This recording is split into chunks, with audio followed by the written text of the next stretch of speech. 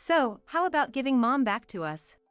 My brother Ralph and his wife, who selfishly abandoned our mom Melanie, on their own terms, now come to demand her return as if it's their right, without even an apology. I'm embarrassed and ashamed that such a despicable man is my brother. My name is Allegra. I'm 38, working while raising two daughters, aged 7 and 5. I married Lucas, my colleague, and we're still working at different branches of the same company. Lucas is kind and helpful with childcare and housework, but when we hit our busy season, both of us are swamped at work. At that time, finishing late and rushing to pick up our kids from daycare and school. We decided to work together as a couple, but I feel like crying because of physically and mentally exhausted. My mom, who lives about a 30-minute drive away, supports me through these times. Also today, beaten by the busy season and unable to cook, she brought a load of her homemade dishes. When mom opens the door, my daughters rush to her as if they've been waiting. Grandma! Welcome back! Oh, it should be hello first. Ignoring my amused reaction, my daughter takes mom's hand and leads her into the house.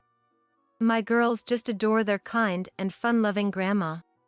Allegra, I also bought your favorite pudding. Have some with the kids later. Mom, thank you. Delicious meals, playing with the kids, and even caring for me, I'm deeply grateful to Mom. But then, her mobile phone rings, it shattering the peaceful moment. Hi, got it. I'll be back soon. After hanging up, Mom sighs softly. From Cheryl? Yes. She wants me to buy a cheesecake from that new bakery. More of Cheryl's whims. You had kind of same issue before. Cheryl doesn't work, she should buy it herself. I know. But she's hurt because of Ralph. I need to be kind to her. Mom, if they ask too much, promise you'll tell me, okay? Thank you. Mom smiles brightly, for reassuring me. Still, I can't help but worry about Mom's relationship with Ralph's family. Ever since Dad passed away 2 years ago, Mom's been living with Ralph and his wife. During the discussion about Dad's inheritance, Ralph and his wife suggested Mom to live together. Mom, who suffered from mother-in-law and daughter-in-law conflicts, initially refused it. But Ralph insisted and was wanting to live with Mom at any cost. When I probed further, it turned out Ralph had been fired few months ago. He messed up something and couldn't find work in the same industry. Now he got another job, but its salary drastically reduced. Unable to afford his high-rise apartment with a monthly rent of $2,000, he wanted to inherit the family home in exchange for taking care of Mom. It wasn't out of concern for Mom living alone, but for money. I advised against it, saying it would only bring stress, and Cheryl, who was unemployed, could work to support themselves. However, Cheryl, my sister-in-law, cried out. But Ralph promised during his proposal that I wouldn't need to work ever. She was adamant about not working. Eventually, Mom gave in and agreed to the living arrangement as blaming Ralph for breaking his promise to Cheryl. Since moving in, Cheryl was feeling betrayed by Ralph, stays in her room, surfing the web or playing online games. She leaves all the housework and shopping to Mom, making her run errands like today. It's frustrating to see Mom being taken advantage by Cheryl. Even when I express my concern for Mom's well-being to Ralph, he, feeling guilty towards Cheryl, just avoids the issue. And Mom, she just says, "It's Ralph's fault," and gives in to Cheryl's demands. It seems Cheryl resorts to verbal abuse when things don't go her way. Mom is completely innocent in this. Feeling helpless about how to improve the situation for Mom. And frustrated that I couldn't do anything. A worst-case scenario unfolded. One weekend. Got something to discuss. Unexpectedly, Ralph came to our house. I had a bad feeling, but sent the kids and Lucas to the park and welcomed Ralph into the living room. Ralph, looking conspicuously gloomy, sipped the tea I prepared and then started speaking gravely. You know about the bad blood between Cheryl and Mom, right? Well, yeah. I said ambiguously. It's more like Cheryl is just using Mom for her own benefit. Ralph seems oblivious to my reaction, nodded exaggeratedly. Cheryl's so stressed about it, it's a real problem. Huh. I think it's Mom who looks worse off. I'm her husband, I need to prioritize Cheryl. Huh.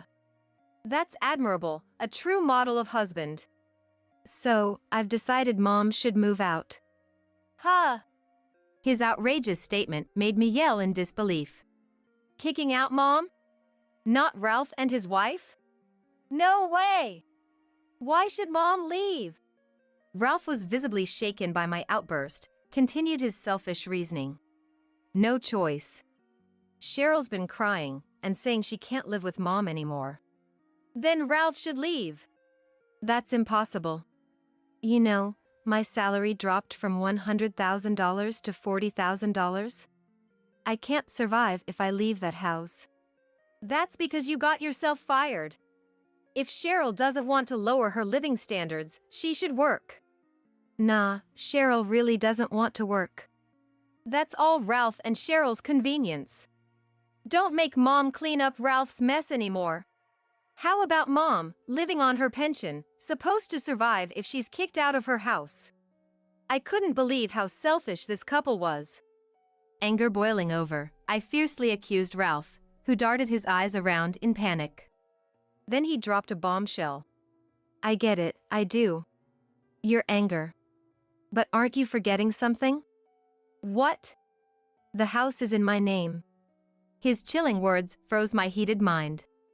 That was under the condition that Ralph would take care of Mom, right? Yeah, but, you know, situations change. Ideals and reality differ. Why is this someone else's problem to you? Can't help it. No matter what you say, legally, that house is mine. Ralph smirked smugly. Ah, this man, he planned to kick out Mom all along. You are despicable. I hurled the word at him, filled with all my contempt. Ralph looked down at me with cold eyes, his mouth twisted oddly, laughing. Ha ha ha. After laughing and popping a snack into his mouth, Ralph went away and left me trembling with anger. Anger, sadness, disappointment. My head was swirling with negative emotions. Above all, thinking of Mom, betrayed by Ralph, made my heart ache, almost bringing me to tears. I can't let Mom get hurt anymore. I have to protect Mom.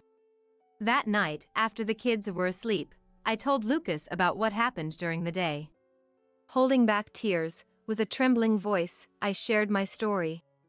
Lucas, deep in thought for a while after hearing me, finally spoke slowly. Hey, how about we invite Melanie to stay with us? Eh? I was taken aback by Lucas's suggestion. I had intended to invite Mom to live nearby. So Lucas's suggestion was more than I could have hoped for. Is that okay? Why not? Melanie has done so much for us. It's about time we can repay her kindness. I'm actually happy about it. Lucas said, smiling in a way that made him look almost divine. Lucas, thank you. Sure thing. It's been a while since our family grew. I resolved to love this playful man for the rest of my life. A month later we made up our minds. I went to my parents' house to bring Mom to our home. This house now belongs to Ralph. Never set foot in here again. I'll never forget Cheryl's harsh parting words. Mom was downcast in the car and stood anxiously at our front door when we arrived. My heart ached at her sight, and I was lost for words. It was my daughters who melted Grandma's worries, bursting out of the house with smiles. Grandma, come in quick. We're having a party today. It's a welcome party for Grandma, Dad said so. Sis and I decorated your room. And there's cake too. Look, look. Lila, Marla. Melanie, welcome home. Lucas. Touched by the welcome from my daughter and Lucas, Mom's eyes moistened. I too wiped away hidden tears. Mom's insurance money from Dad, and nearly everything else, had been siphoned off to support Ralph's family. It seemed they let Mom go because there was nothing left to exploit. Really, they're just the worst. And so it began our life with Mom. Initially, I worried about burdening Lucas, despite his kindness in taking Mom in. But that concern quickly vanished. Because Mom's housekeeping skills were incredible. Coming home from work, I'd find delicious smells, a clean house, and neatly folded laundry.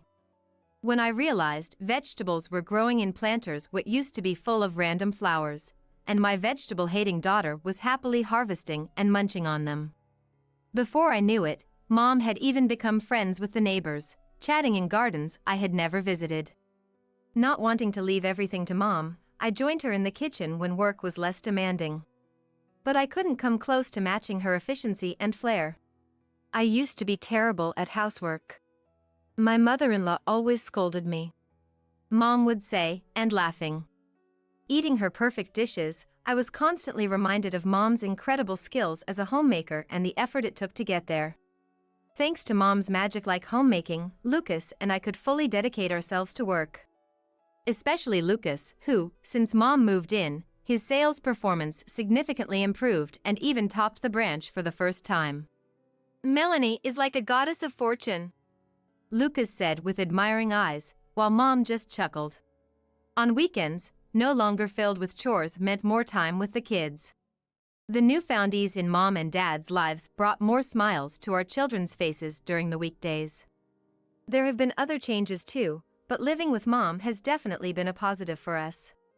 Of course, we still have things to adjust to with each other, but work and private life are going almost frighteningly well. On the other hand, things haven't been going well for Ralph and his wife since Mom left. After Mom's departure, Cheryl initially enjoyed the mother-in-law-free life, and Ralph seemed relieved seeing Cheryl so happy. But it appeared they hadn't really adjusted to a life without Mom's support. Cleaning was minimal, walls stayed dirty, and the garden was neglected. Laundry piled up for a week, washed but never put away. Garbage accumulated because sorting was too bothersome. In no time, the house turned into a neglected mess, overrun with weeds and looking like a dirty junkyard inside and out. Of course, meals were all about eating out and deliveries. Under such living conditions, it's no wonder work wasn't going well. Ralph, who had been fairly enthusiastic about his new job before kicking Mom out, fell ill often due to his unhealthy lifestyle. And faced the threat of being fired again due to constant lateness and absenteeism. The neighbors, who had been fond of the kind and sociable Mom, could never welcome Ralph and his wife. They weren't harassed, but they were definitely left out.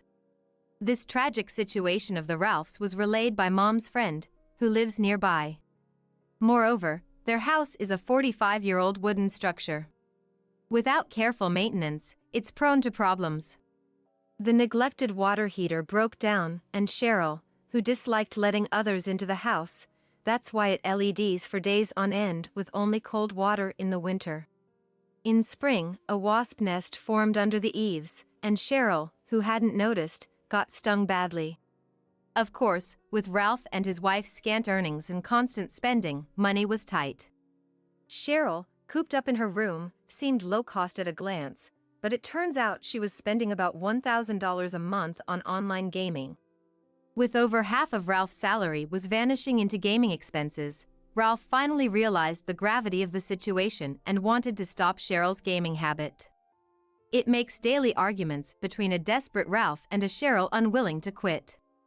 "So, I was thinking, maybe we could get Mom back." "What do you mean, so?"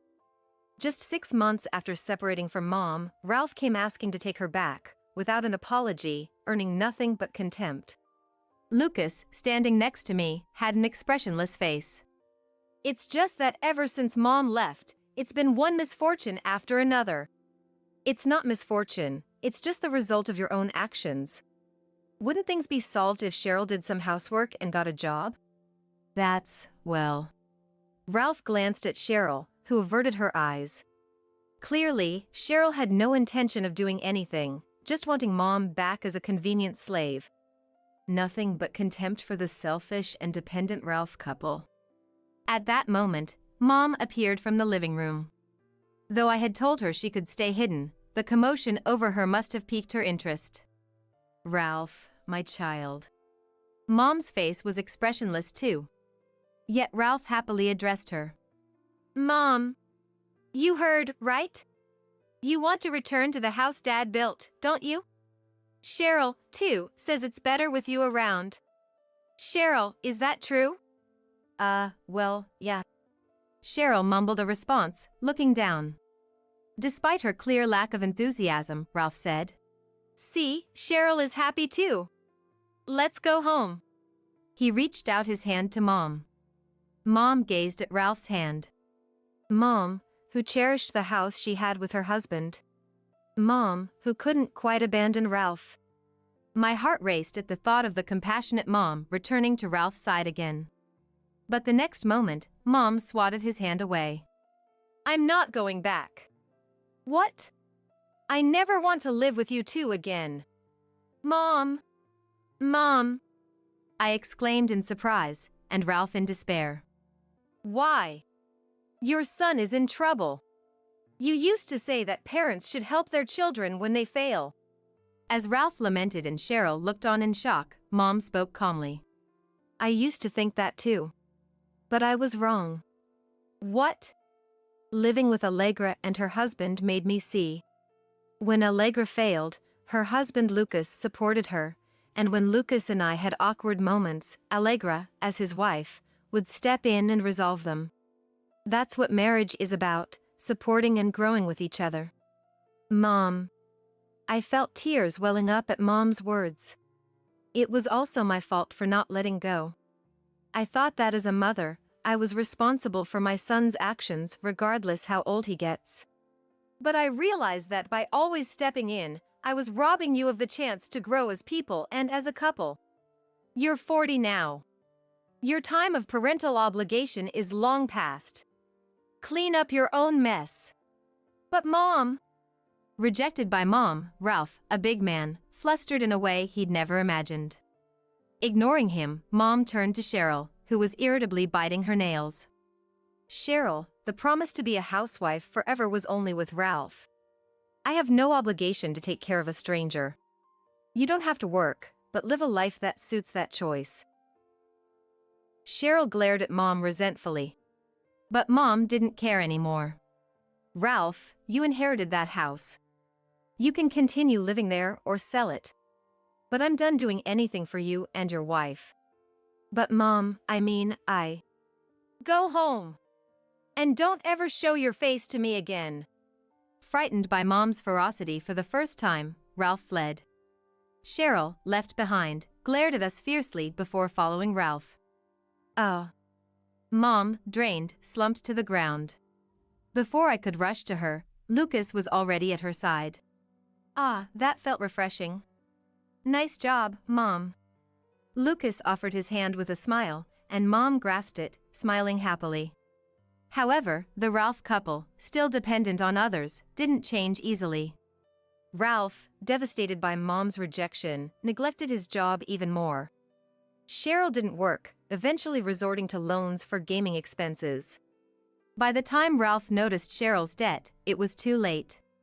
Debt collectors came every day, the house was seized for unpaid taxes, and the couple, with nowhere to go, declared bankruptcy.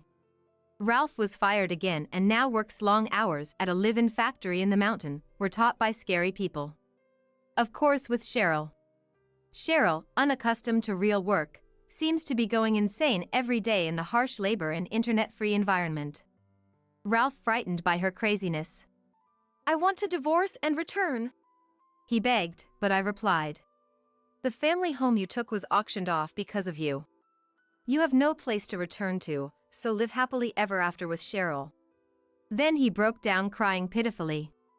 How foolish. The only brother I share blood with, but that's all I can think. 7 years later. Celebrating our 15th wedding anniversary, my husband and I were on a trip to Anchorage. Mom suggested we celebrate as a couple while she looked after the kids. Our middle school daughters, still adoring Grandma, were excited about a pajama party with her, posting on social media. Lucas and I have been successful in our careers, with him in a significant position at headquarters and me working hard as a branch manager. We're grateful to Mom for supporting our lives. And to kind-hearted Lucas for living harmoniously with her. Ah, I wish we could go to the zoo too. Anchorage is too big, so it can't cover in just a 2-night, 3-day trip. We can come back for the next anniversary again. Thinking of a future still together in 5-10 years. I felt fortunate to have met Lucas, munching happily on delicious food. Happy birthday! Make sure you eat it all. What was presented in front of me was a surprise birthday cake made by my mother-in-law, Kyla. It was extravagantly topped with whipped cream, so that the strawberries were buried under a mountain of it. The moment I saw it, I caught my breath. I've mentioned I'm allergic to dairy, haven't I? Oh, did you? It's fine. Your body will get used to it if you eat it. It's life-threatening for me. Haven't you been intentionally using allergens in your cooking? Stop complaining. Be grateful for what I've prepared. Kyla had always found reasons to summon my husband Alan and me to her house, eager to feed us her home cooking. However, the dishes she prepared were invariably made with dairy products, which I couldn't consume. Unable to eat much, I sipped tea while Kyla and Alan dined merrily, a situation that left me feeling frustrated. Yet, I endured without a frown. However, it was my birthday party she hosted that would lead to Kyla's misfortune. I'm Tiana, 30 years old. After dating for 2 years, Alan and I got married this summer. We had lived together for a year before our marriage, so life as newlyweds was not much different than before. But one thing had been bothering me since we started dating: Kyla's presence. She doted on her son Alan and seemed to want to be near him at all times. She frequently barged into our apartment where we lived together. If the relationship were good, it might have been natural to accept her, but our relationship was far from amicable. She always focused on Alan, interrupting my words and enjoying conversations with her son. Having never interacted with the parents of anyone I dated before, I questioned her behavior, thinking it was just how things were. But there were things that struck me as odd. Tiana, let's go to the Great Smoky Mountains National Park for the long weekend next month. That sounds great. The foliage should be beautiful, and it's been a while since we last visited. That sounds fun. I want to come too. Then let's go, the 3 of us. Mom and us. Tiana, that's okay with you, right? Yeah, sure. Tiana, you're so kind. We need to pull it down on the calendar as soon as we get home. In this way, the intrusive Kyla would try to tag along on our trips. She suggested numerous hotels to stay at, and before I knew it, she and Alan were making plans together. Once the plan was set, Tiana, could you handle the bookings? She'd say, leaving the rest of the arrangements to me. And when it was time to depart for the trip, she wouldn't even take out her wallet for anything, from the travel expenses to meals and even souvenirs. At that time, Alan and I weren't officially married yet. Can we split the cost? I'd do the same for your parents if they needed anything. When he said that, I couldn't object strongly, so I had no choice but to agree and pay. Despite the frustrations with Kyla, Alan was always kind to me, and we spent peaceful times together when it was just the 2 of us. So, when he proposed, I happily decided to marry him. However, even after our marriage, Kyla's behavior was something I couldn't ignore. On our days off, as we relaxed at home, Alan's mobile phone would ring. Oh, Mom. It's you. Did you make too much food again? Okay, I'll ask Tiana. Putting the call on hold, Alan would ask me. Mom's made too much for dinner, she's asking if we want to come. That's okay, right? Again? We just went through the same routine 3 days ago, visiting Kyla's house. And we've already been over there 8 times this month. Come on. It'll save you the trouble of cooking. I'll let her know we're coming. Wait. I didn't agree to this. I've already told her and hung up. Let's get ready and leave once you've changed. Invitations to dinner from Kyla were unnervingly frequent. In the past, she ran a cooking class and was a first-class cook, and even now, being alone after father-in-law passed away, she tended to make lavish feasts. Still, having to share a meal with her nearly half of the month was stressful, and when I tried to discuss it with Alan, Mom must be lonely by herself. Let's just keep her company for meals. He'd brush it off lightly. But when he saw I wasn't convinced, he looked into my eyes and spoke gently. Tiana, it must be hard preparing meals every day, especially with your busy job. I want you to relax a bit. Don't worry about it. All right, thank you. I knew Alan genuinely cared for me. However, my biggest concern was that the meals always included dairy products, which I'm allergic to. I've been allergic to dairy since childhood, unable to ingest milk, butter, or even bread. Accidental consumption would lead to nausea, vomiting, and abdominal pain. Kyla's home-cooked meals were full of dairy, including stews, cream pasta, and homemade bread with plenty of milk. It seemed intentional. Tiana, you're not eating anything. Don't you like my cooking? It's not that. I have a dairy allergy, as I've mentioned before. Could that be? Well, it's okay, you'll get used to it if you introduce it to your body slowly. Alan, there's more, so don't hold back and eat plenty. This pasta is awesome as always. Tiana, you should eat too. Yeah. Do these two not understand the severity of an allergy, persistently urging me to eat? However, unable to eat, I would often just sip the tea served, distracting myself from the hunger. Meanwhile, Kyla would chat happily with Alan, enjoying the meal with a beaming smile. Such incidents were common, causing me to fret over her overbearing attitude towards Alan and her problematic cooking. Once, unable to hold back, I brought this up with Alan. Do you think Kyla is deliberately making dishes I can't eat? That's impossible. She went through the trouble of making it, and I think it's a problem that you don't eat, Tiana. Don't say that. You understand my allergy issue. Yes, but remember, you've accidentally eaten allergens in food other than Mom's cooking before? It never led to anything serious, so don't overthink it. That may be true, but... Indeed, I've unintentionally eaten dairy when dining out. Dairy is so pervasive in dishes that sometimes it's unavoidable. Yet, I couldn't help but feel malice in Kyla's cooking. Once, she served fried chicken for dinner, and thinking it was safe, I ate it, only to find out the batter contained dairy. Soon after, I was overwhelmed with vomiting and severe abdominal pain, becoming unable to leave the bathroom. Are you complaining about my cooking that much? There's a limit to sarcasm. Kyla, showing her anger, confronted me as I finally emerged from the bathroom. It's not that. I think there was dairy in the batter of the fried chicken. It made me sick. The way you say it sounds like I did it on purpose. Alan grew up on my cooking. If you can't stand it, you won't get along with him in the future. If you're going to break up, better do it sooner than later. That's a different issue. No. Even if we have grandchildren in the future, they won't grow up healthy because of your picky eating. I wanted to seek Alan's help, but he wasn't there as he was taking a shower. You should go home first. I'll tell Alan you felt sick and sent you home. That day, I went home alone, and for weeks after, the persistent invitations from Kyla ceased completely. If it meant keeping some distance, I didn't mind her disliking me.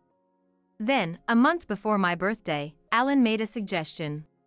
It's Tiana's first birthday since we got married. How about we go to a hot spring? That's wonderful. Of course, I'll go. Look forward to it. The trip is my gift to you.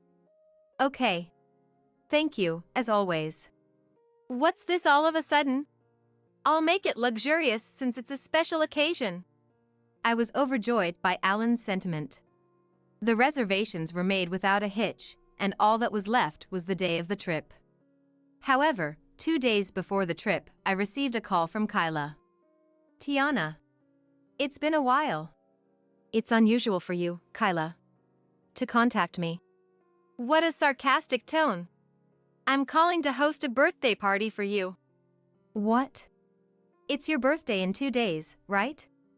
Melissa is coming back that day. How about we all have dinner together? Melissa is Alan's sister, currently living far away due to her job transfer. I met her for the first time at my wedding, but we haven't seen each other since. She was refreshingly bright, and just from one glance, I could tell she was a good person, and I wanted to talk to her more. However, Alan had planned a trip for my birthday. Can I confirm with Alan before answering? He'll say yes. You're the star, so I'll wait especially for you. Make sure to reply by tomorrow. After her purpose was served, Kyla unilaterally ended the call. I have a bad feeling about this. Despite my intuition, I had to check with Alan, so I brought up the birthday party when he got home. Melissa is coming back. That's great, let's go. But what about our trip? I was really looking forward to it. We can go anytime. But things haven't been going well with Kyla recently, and I'm not really feeling up to it. Mom wants to get closer to you, Tiana. She wouldn't host a birthday party otherwise. It's a good opportunity to accept her invitation. All right. I understand. Disappointed to cancel the trip, I decided to attend the birthday party hosted by Kyla.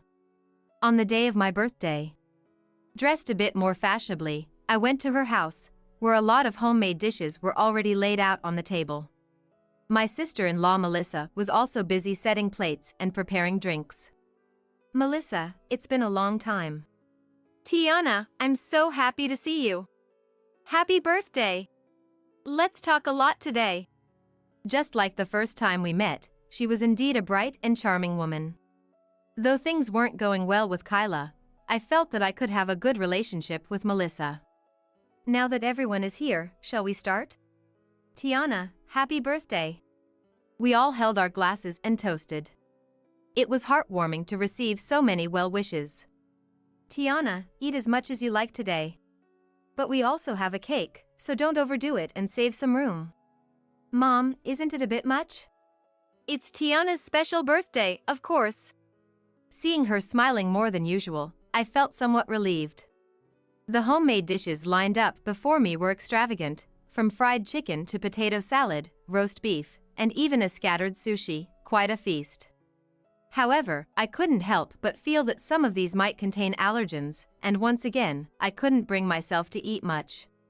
Still, reuniting with my sister-in-law and her husband made for lively conversations and an enjoyable time.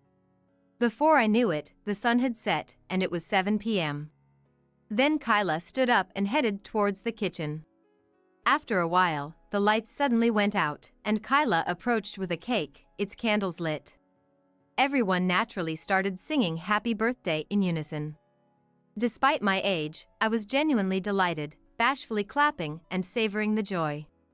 Tiana, please blow out the candles. All right. After I blew them out, Alan turned the lights back on. Then the cake became clearly visible, and I exclaimed, "Is this?"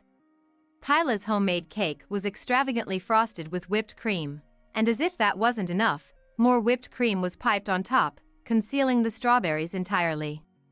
Happy birthday! Make sure you eat it all. Unconcerned about my grimace, Kyla spoke with a direct gaze and a smile. The situation was so obviously intentional that I couldn't hide my irritation. This cake. I baked the sponge myself, you know? Took quite some time, so it must be delicious. I'll cut and serve it now. Before I could respond, she was about to forcefully plate it. But this was a precious moment, and I decided it was time to be straightforward.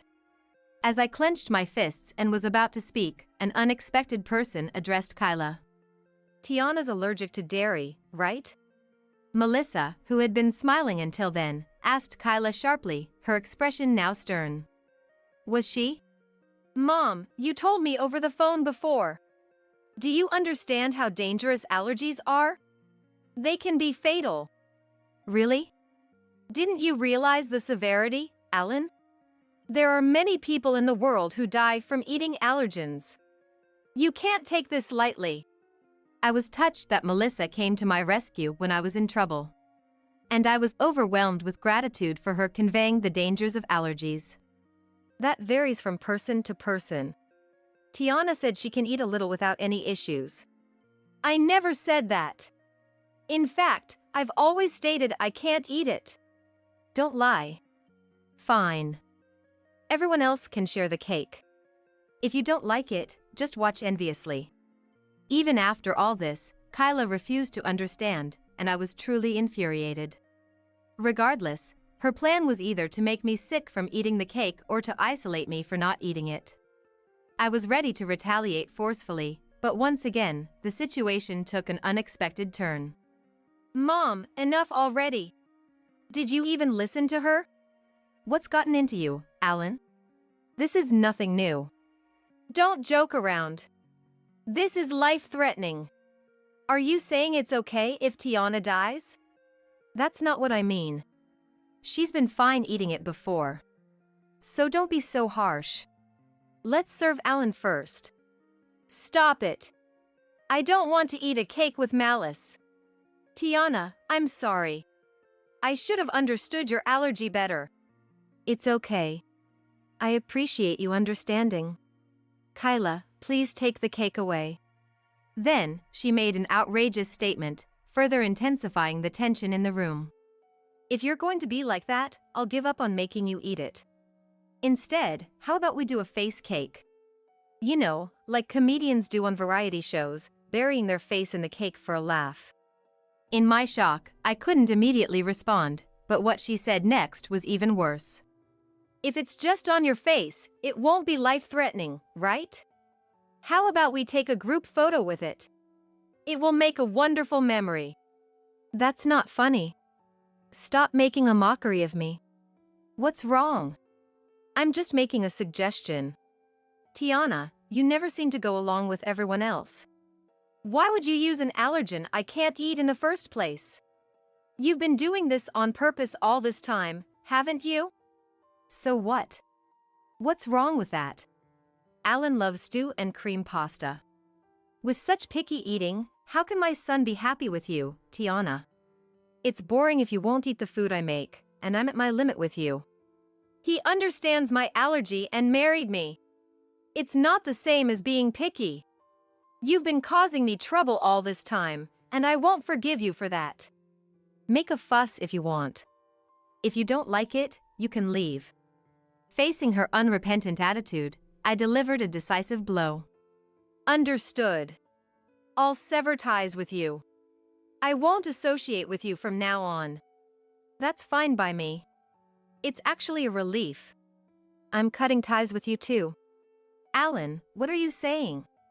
I accepted the birthday party because I thought it was a kind gesture. I didn't give you money for the ingredients just so you could harass her. Sorry. So, stop being angry, will you? It's too late. I regret sending money every month to make your life a bit easier. I always thought the dinner invitations were a thank you for the living expenses, not to trouble her. I really misjudged you. In fact, ever since father-in-law passed away, he had been giving her $500 every month. This was out of gratitude for raising him and because she claimed the Social Security survivor benefits weren't enough. Feeling that his goodwill had been trampled on, he was furious. I have no intention of seeing my mother again. Tiana, let's go home. He immediately stood up, grabbed his bag, and headed to the entrance. As I picked up my things and was about to leave, Kyla clung to me. I'm really sorry. Please stop, Alan, please. Let me go. It's too late for apologies. What you did to me constitutes assault. Be grateful I'm not pressing charges. Wait. My comfort is spending time with him. Ignoring Kyla's tearful pleas, I left the house. Walking home together, he apologized again. Tiana, I'm really sorry. I'll be more careful from now on. In the days that followed, both Alan and I received numerous calls from Kyla on our mobile phones. We ignored the dozens of calls, and eventually, they stopped.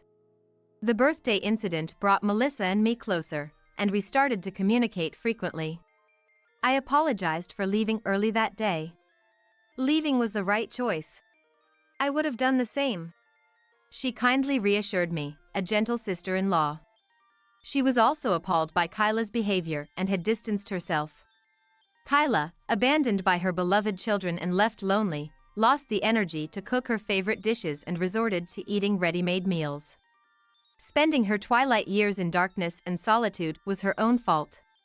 Meanwhile, without Kyla's interference, my husband and I finally had time to ourselves. He rebooked the birthday trip he had cancelled, and we created happy memories. We intend to continue enjoying our life together as a loving couple. Why are you even here? I smiled sweetly at my husband, who was pointing and yelling at me, sitting at the attorney's bench in the courtroom. My husband, causing a commotion, was cautioned by the judge. He reluctantly fell silent, but his eyes were still glaring fiercely. It's your fault for having an affair and getting sued for alimony in this divorce case. To think it even led to a trial. As I calmly pointed to the evidence and cornered my husband, he slumped, utterly dejected. But this trial is not the end. I will pursue you relentlessly. Be prepared. I murmured quietly to myself. My name is Scott, I'm 48 years old and a lawyer. I married my husband George 21 years ago. He runs a company, and we were both busy with work, so we chose a child-free life. Instead, we made as much time as possible for each other, going to movies and traveling. George once dreamt of becoming a movie director. Though that dream never materialized, he started a video production company after we got married. In recent years, he became busy with a new venture, and before I knew it, our time together had dwindled. Still, as a couple in our late 40s, I thought this was to be expected and didn't worry much about it. Never in my wildest dreams did I imagine he was having an affair. The future I vaguely envisioned, growing old together, was suddenly shattered. Scott, can you take over this case for me? Thanks.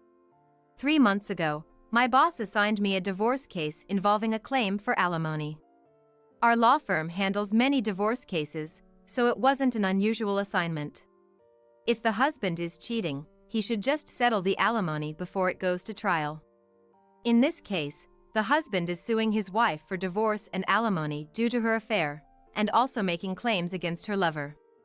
The divorce is already settled, and the wife has finished paying the alimony. However, the issue is with her lover. A company president with substantial wealth, who insists he's not responsible and refuses to pay the alimony. Initially, another lawyer in my firm was handling this case, but he got swamped with other matters, and it was passed to me since I had some free time. During the handover, Paul apologetically mentioned, "This guy is quite a piece of work. Looks down on everyone else." That statement had slightly bothered me. A tricky cheater, huh? I wonder what kind of person he is. As I was going through the documents handed to me to check the defendant. To my astonishment, the name written there was George. My husband. It seems neither my boss nor my colleagues had realized this. What does this mean? He was having an affair behind my back? I double-checked the documents several times, thinking it might be someone with the same name, but the workplace matched his company, and even the birth date and address were correct. I remembered, a few months ago, he who were back home unusually early asked me, "Your firm handles a lot of divorce cases, right?" "Yes, but why?" "A friend of mine is in trouble. He's been sued for alimony over an affair, and he's not happy with the amount." "What happens if he doesn't want to pay?" "Usually, they start with a lawyer and try to settle, but if that fails, it'll go to civil mediation if it's between a husband and the affair partner." "Oh? So it doesn't go straight to court?" "It can, but most people don't want to because it's costly and time-consuming. So, many give up and settle even after going through mediation." "Huh. So you don't have to pay?" Come to think of it, there was a precedent where they didn't have to pay even after going to the Supreme Court. I forgot when it was. "What? You don't have to pay even if it goes to court?" At that moment, his peculiar delight made me feel uneasy. But if someone's breaking up a family, they should make amends, I think. "Who's this friend?" "You wouldn't know him, Scott." No matter how much I asked, he refused to disclose the friend's name. Was that conversation actually about himself? Unbelievable. I was so happy that night, thinking we could finally have dinner together after a long time. It seemed he only wanted information that would benefit him. According to the documents, the affair between my husband and the other woman started 5 years ago when she was hired as an accountant at his company. That was about the time he started saying he was busy with a new business, leading to more overtime and business trips. So that was it. But I also didn't notice the changes in my husband as my workload increased with more cases to handle. The affair came to light 6 months ago when the other woman's husband found out. The discussion between the woman, her husband, and the distribution of property, and the amount of alimony in the divorce case caused some friction, but it was quickly resolved through mediation by a colleague lawyer and didn't go to court. However, around the same time, the husband filed a claim for alimony against George, the affair partner. "I don't want to pay." He refused. He dodged the issue during mediation as well, refusing to acknowledge any responsibility for the alimony. I never imagined he would use the information I gave him in such a way, and anger surged within me. So, he was cheating and using me all along. I won't let this go easily. That's why I decided to divorce him and press on relentlessly. In situations like this, lawyers are not supposed to handle cases involving their own family members.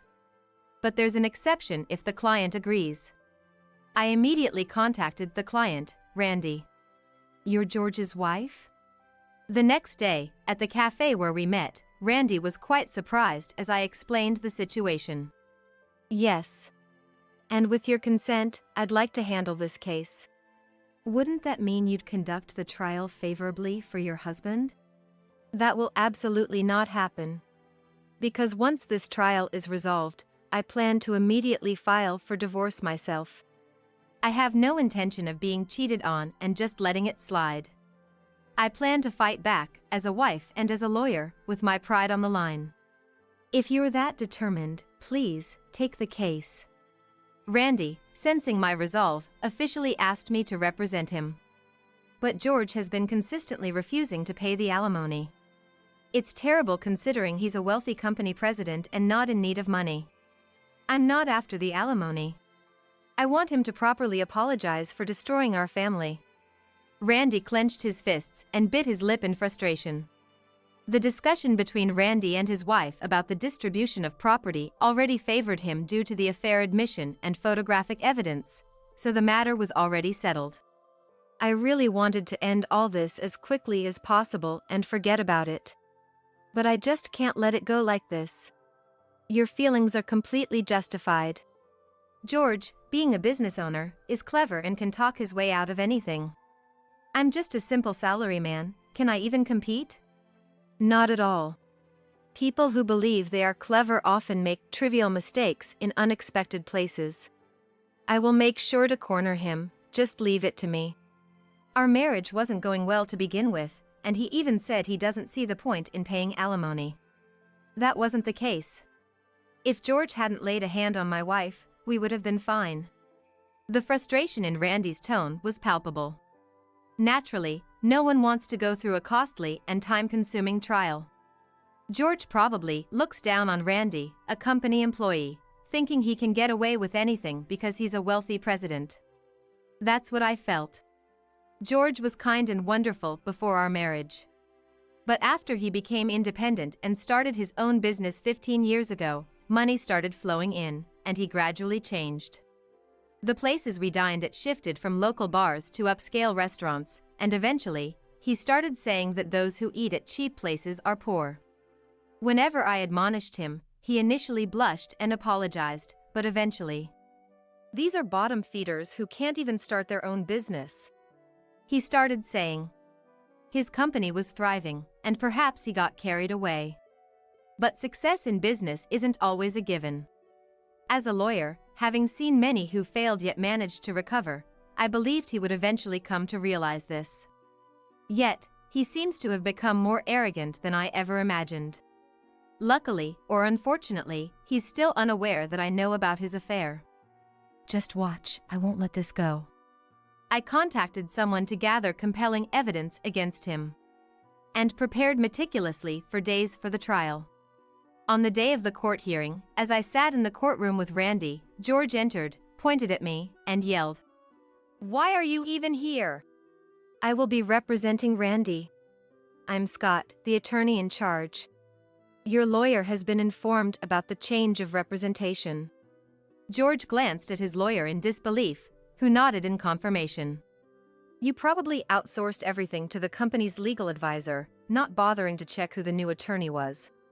That's ridiculous. I don't accept you being in charge. I have the client's consent. Your consent, as the defendant, is not needed in this case. I don't care. Change the lawyer. He, causing a commotion, was quieted by the judge but kept glaring at me. It's your fault for having an affair and getting sued for alimony. To think it even led to a trial. Throughout the trial, I shouldn't have to pay alimony for the affair, he persistently claimed. It's not my fault we got divorced.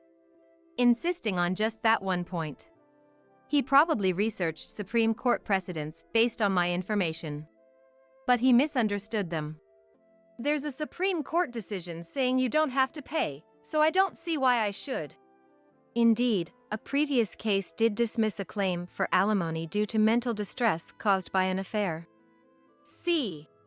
He sat back, smug and confident. Are you aware of the rest of that precedent? While it's true that alimony for mental distress was not granted, claims for alimony due to the affair itself are valid. What?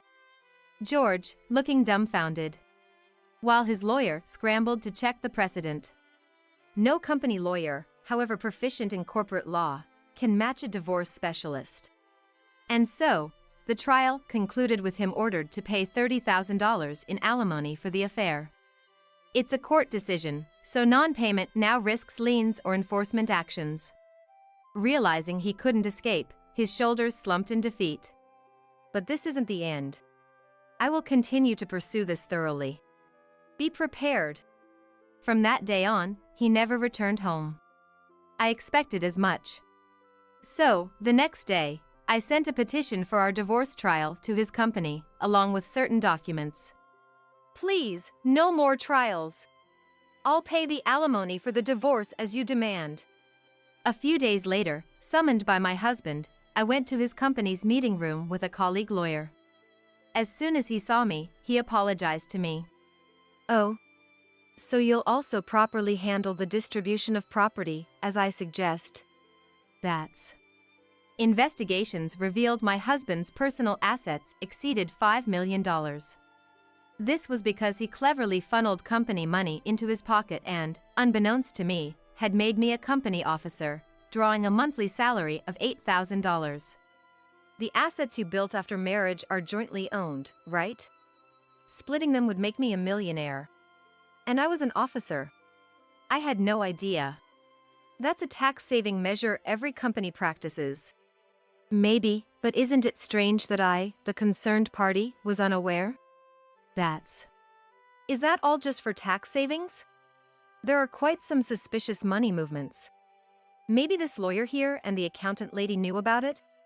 The lawyer beside him averted his gaze upon meeting my eyes. You realize such actions could strip you of your lawyer's license, right? I've already reported this to the Bar Association. His lawyer turned pale and trembled, aware of the gravity of his actions. Of course, you're prepared for the company to collapse due to these illegalities, right? I just had an affair.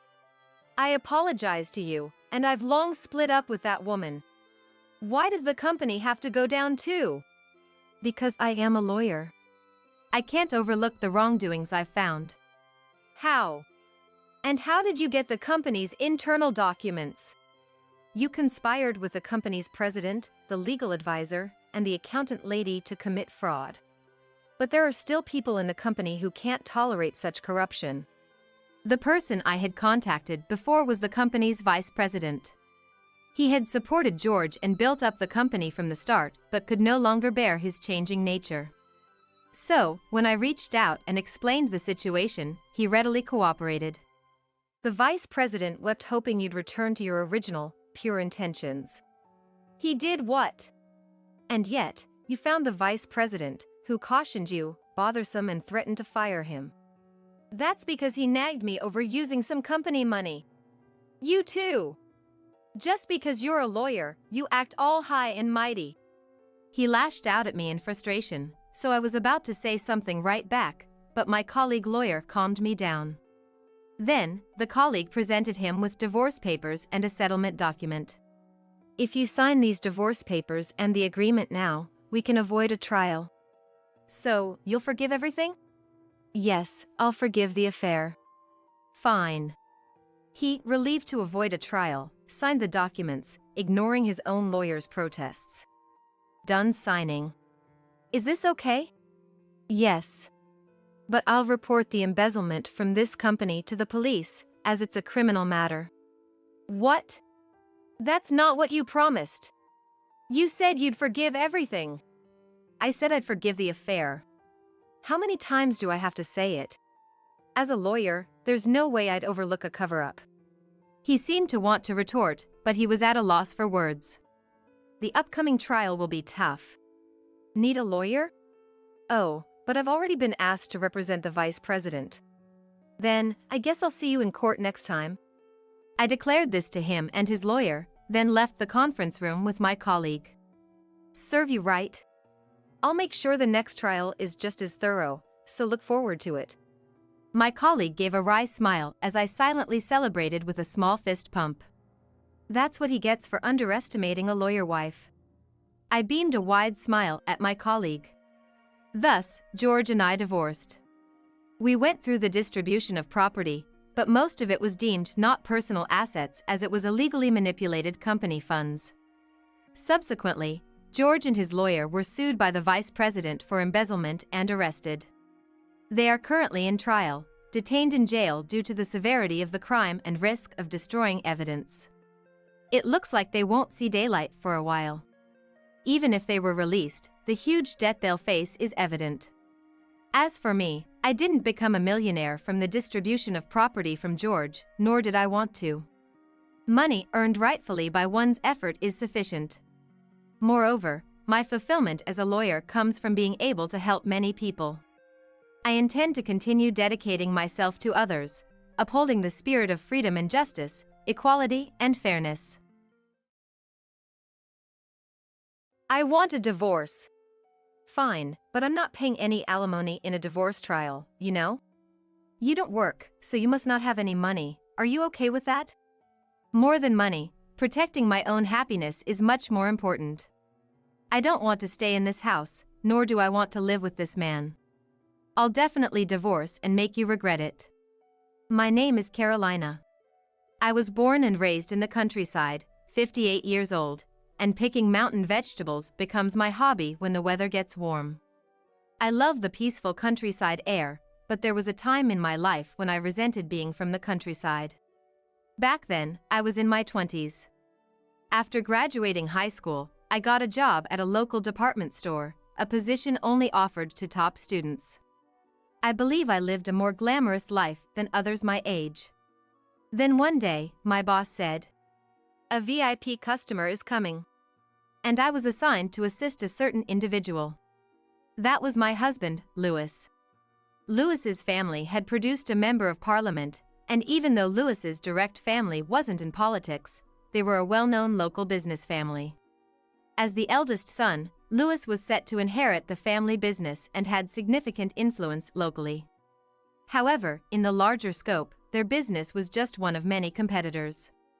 In the city, they would probably be overshadowed. Yet, in our area, Louis was something like a local king. But it was this assignment in the store that led to Louis taking a fancy to me. People around me said things like, "Marrying a rich man, you're so lucky, your future is secure." But I wasn't happy at all. Louis's family, the Warners, had a lot of bad rumors because of their influence locally. Arrogant, quick to fire employees they didn't like, secretly dating several pretty female employees. How much of it was true, I, a recent high school graduate, couldn't tell. But where there's smoke, there's fire. There must be some truth to the issues they faced. Louis's approach was persistent, no, passionate, and he often waited in his car outside my workplace until I finished work. He gave me bouquets, treated me to dinners at fancy restaurants, various ways of showing his affection. However, as I talked more with Lewis, I started to think. Despite all the rumors about his family, maybe he's a serious and good person? So, I started dating him, and eventually, we got married. Right after our marriage, my in-laws gifted us a house. They said it was a wedding present. I was used to more modest wedding gifts, so it surprised me. Lewis accepted it as if it were normal. I realized then that we lived in different worlds. I never imagined that this house would turn out to be akin to a devil's dwelling. After moving in with Lewis, his mother, Catherine, started visiting our home frequently. Mostly without a specific reason, I just had to listen to her complaints about my father-in-law, Hector, all day. Apparently, Catherine had many issues with Hector. He doesn't pay attention to her, isn't grateful, even the argument they had 10 years ago. There's no end to Catherine's unpleasant stories. Not only about Hector but also about the family driver's way of speaking, the attitude of the company secretary, even the neighbor's clothing. She found something to complain about in everything. It was stressful having to listen to these stories every time. Even it would be still acceptable if you're helping with a family business, it's a disgrace to work outside as a Warner family daughter-in-law. As she said so, I had quit my job at the department store after getting married, so I had no way to avoid her frequent visits. Initially, she visited mostly on weekdays when Lewis was away, but gradually she started coming over on weekends too. That probably wasn't good. Even though we were newlyweds, Lewis began spending more time away from home. Catherine doted on him. Regarding our marriage, she had said, "I wouldn't have allowed it if she wasn't a woman I approved of." And there were quite strict conditions for a marriage partner. I wasn't highly educated, from a good family, or skilled in household chores as she wanted, but my ordinary face and knowing my place were preferred. A son's wife shouldn't be opinionated, always walk behind the men of the Warner family, it seems. Perhaps because I wasn't too flashy, my ordinary face was favored. My demeanor. I was just scared to speak with someone from a powerful family, but they took it as knowing my place. Thanks to that, now I can't say, "Catherine, I've heard this complaint from you before." Half a year into the marriage, Lewis hardly came home, and I started to wonder if I married him or Catherine. Then, his affair was discovered. One night, when he returned home in a company car, I accidentally witnessed from the window him kissing a woman in the back seat before parting ways. The driver didn't seem particularly flustered. As soon as they finished their exchange, the driver smoothly drove off, as if accustomed to their affairs. "Hey! What was that just now?" Naturally, I confronted Lewis, who entered the house with a calm face.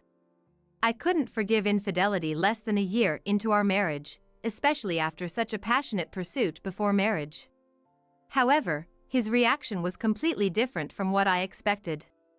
"Don't make a fuss over one or two women. Instead, prepare dinner." I was speechless at his attitude, untying his tie and heading to the living room. He wasn't even trying to hide it, but rather being defiant. "Wait. Explain. Who was that woman?" "You're noisy. She's a woman from the company. A new employee, I'm just looking after her." "You're a high-ranking official. You're not in a position to look after new employees. What kind of care are you providing?" "Enough, I'm tired. Be quiet." With that, he forcefully shook off my hand. I was pushed hard on the shoulder and fell to the floor. Calm down. I'm displeased, I'm taking a shower." Leaving me with a cold gaze, he really went to take a shower. The sound of the shower echoing in the room felt emptily surreal, and I deeply regretted marrying such a person. The next day, Catherine, as usual, came to our house and spoke to me in a clearly bad mood. "Carolina, sit down there." "What?" Confused, I was forcibly pushed to the floor by the secretary who entered the room with her. "What is this about?" "You yelled at Lewis yesterday, who was tired from work, didn't you?" "Is that what a wife does?" "How do you know that?" "But that's because I saw him kissing a woman in front of the house. It's natural to ask what that was about." "I was told by him to warn you." "Honestly." As a Warner family woman, you should turn a blind eye to one or two outside women. Are you saying I should tolerate infidelity and pretend not to see it? Great men in the past had many women. That's what it means to have power. I can't accept this. This family is really strange. That's it. I'm divorcing Louis. Saying it out loud made me tear up for the first time. Despite everything, I did love Louis. I never imagined choosing to leave him in such a manner on our wedding day, but there's no way I'll allow that. What nonsense are you talking about? I involuntarily shrank back at Catherine's furious demeanor. After a heavy sigh, Catherine took out her mobile phone and made a call to somewhere. Hi, yes, sorry Hector. Could you come home for a moment? Is it okay now? Yes, understood. As soon as she hung up the phone, she glared at me and said, "We're going to our house." Despite my resistance, I was forcibly dragged by the secretary, put in a car, and taken to my in-laws' house. Or more precisely, to the barn of my in-laws' house. Shortly after our arrival, Hector, father-in-law, also appeared. It seems he was the one Catherine had called earlier. "Carolina, you said you wanted a divorce?" Hector sneered at me. "Yes. I'm sorry, but that's not acceptable. We can't have a scandal of a Warner family man being left by his wife." "I don't care about that." Just as I tried to argue back, he grabbed my hair.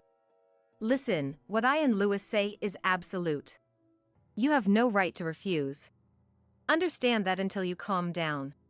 Saying this, he roughly let go of my hair, and I staggered backward. "Let's go," Hector commanded. "Just do your duty." Catherine left these words behind and walked out of the barn with Hector. Hearing the sound of the key, I realized I was locked in. Panicking, I banged on the door and screamed to be let out, but someone who seemed to be the secretary said through the door, "I'm afraid that's not possible," and then ignored me completely. 12 hours later, locked in the hot and humid barn, I was on the verge of dehydration when I was finally released. Exhausted, Catherine asked me, "Have you calmed down?" and handed me a bottle of water. Drinking the water hastily made me feel sick, and I was too exhausted to think. Far from calming down, I couldn't think of anything. Led by Catherine into the house, I saw Louis and a woman next to him. "Have you reflected?" "Carolina, I'm willing to forgive you if you have. I still like you." Seeing his smiling face made my spine chill. "No, I can't have a conversation with this person. And, starting today, this lady will live with us too. This is Lisa. Get along." Looking at the woman, I vaguely remembered the scene. This woman was the one he was kissing. "What are you thinking? Why do I have to live with your affair partner?" Hey, are you saying you have a problem with that?" "Of course I do. This is weird, this house is wrong, not just you, Catherine and Hector too, everyone." The atmosphere in the room froze with my words. But I didn't think I was wrong at all. "How dare you? To disrespect not just Louis but Hector too." Catherine's anger was calmed by Louis saying, "It's okay. You said you wanted a divorce? Do you know what will happen to you and your family if you divorce?" His cold gaze met my defiant stare. "I'll take you up on that, let's get divorced." "Fine, but I won't pay any alimony in a divorce trial, you know? You don't work, so you must not have any money. Are you okay with that?" Louis smiled creepily. He thinks threatening me with money will make me return. It must have always been like this. "Even so, please divorce me." As I answered, Louis sighed and instructed Lisa, "Take the paper in the back right of that drawer." Lisa stood up, took a paper from the drawer as instructed, and handed it to him. "Here. Dad said to threaten women with this when necessary. My part is already filled out. Use it as you like."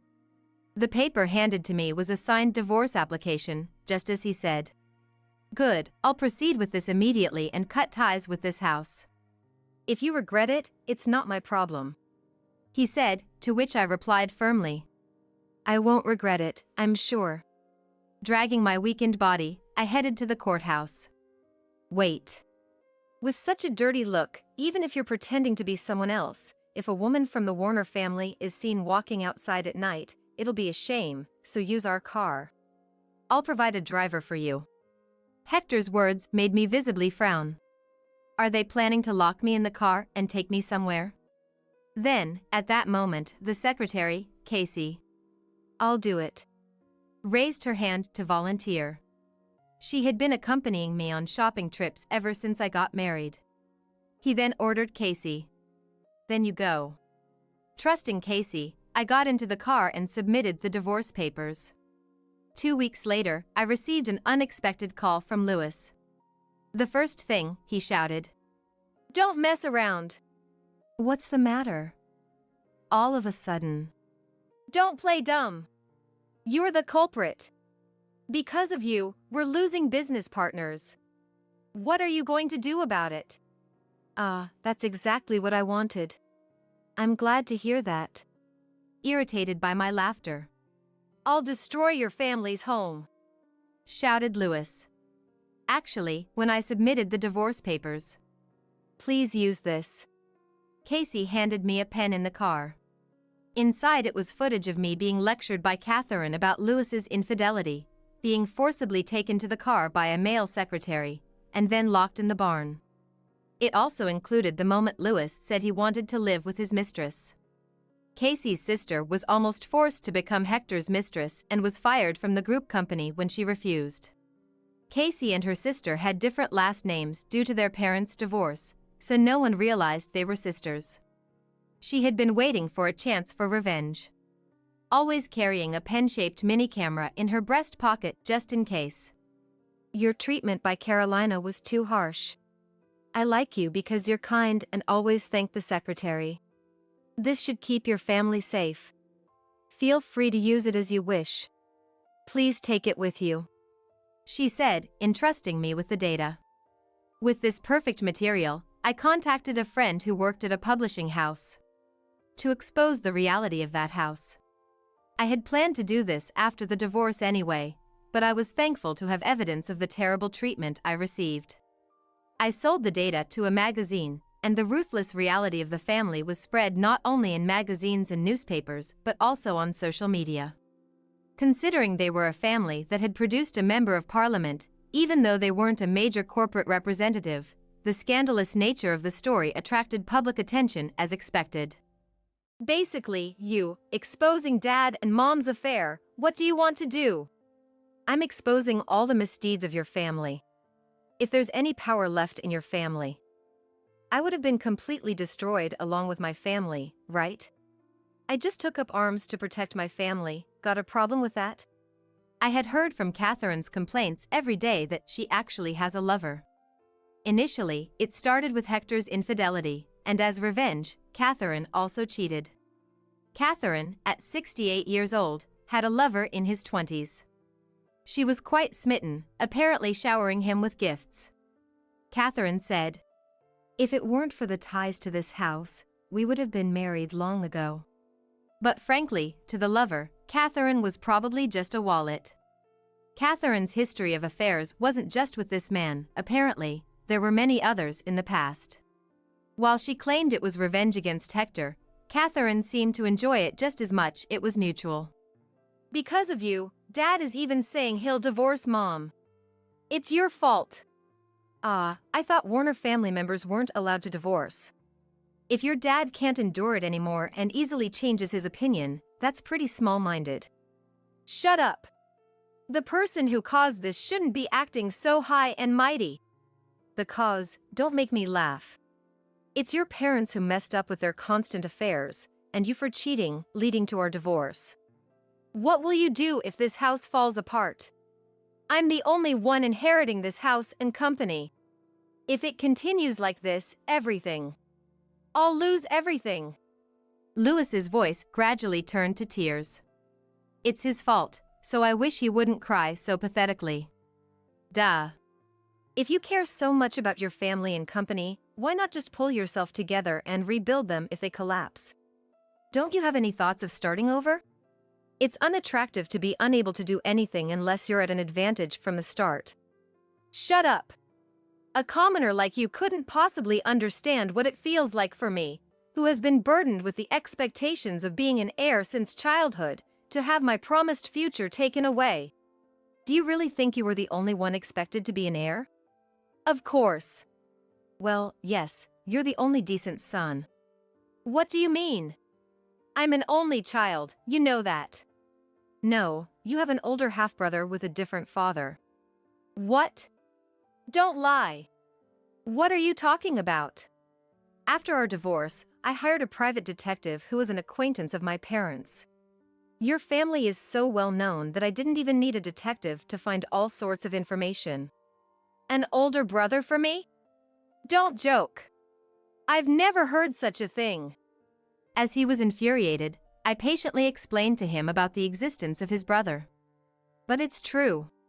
Your family's former housekeeper, Joanne, you know her, right?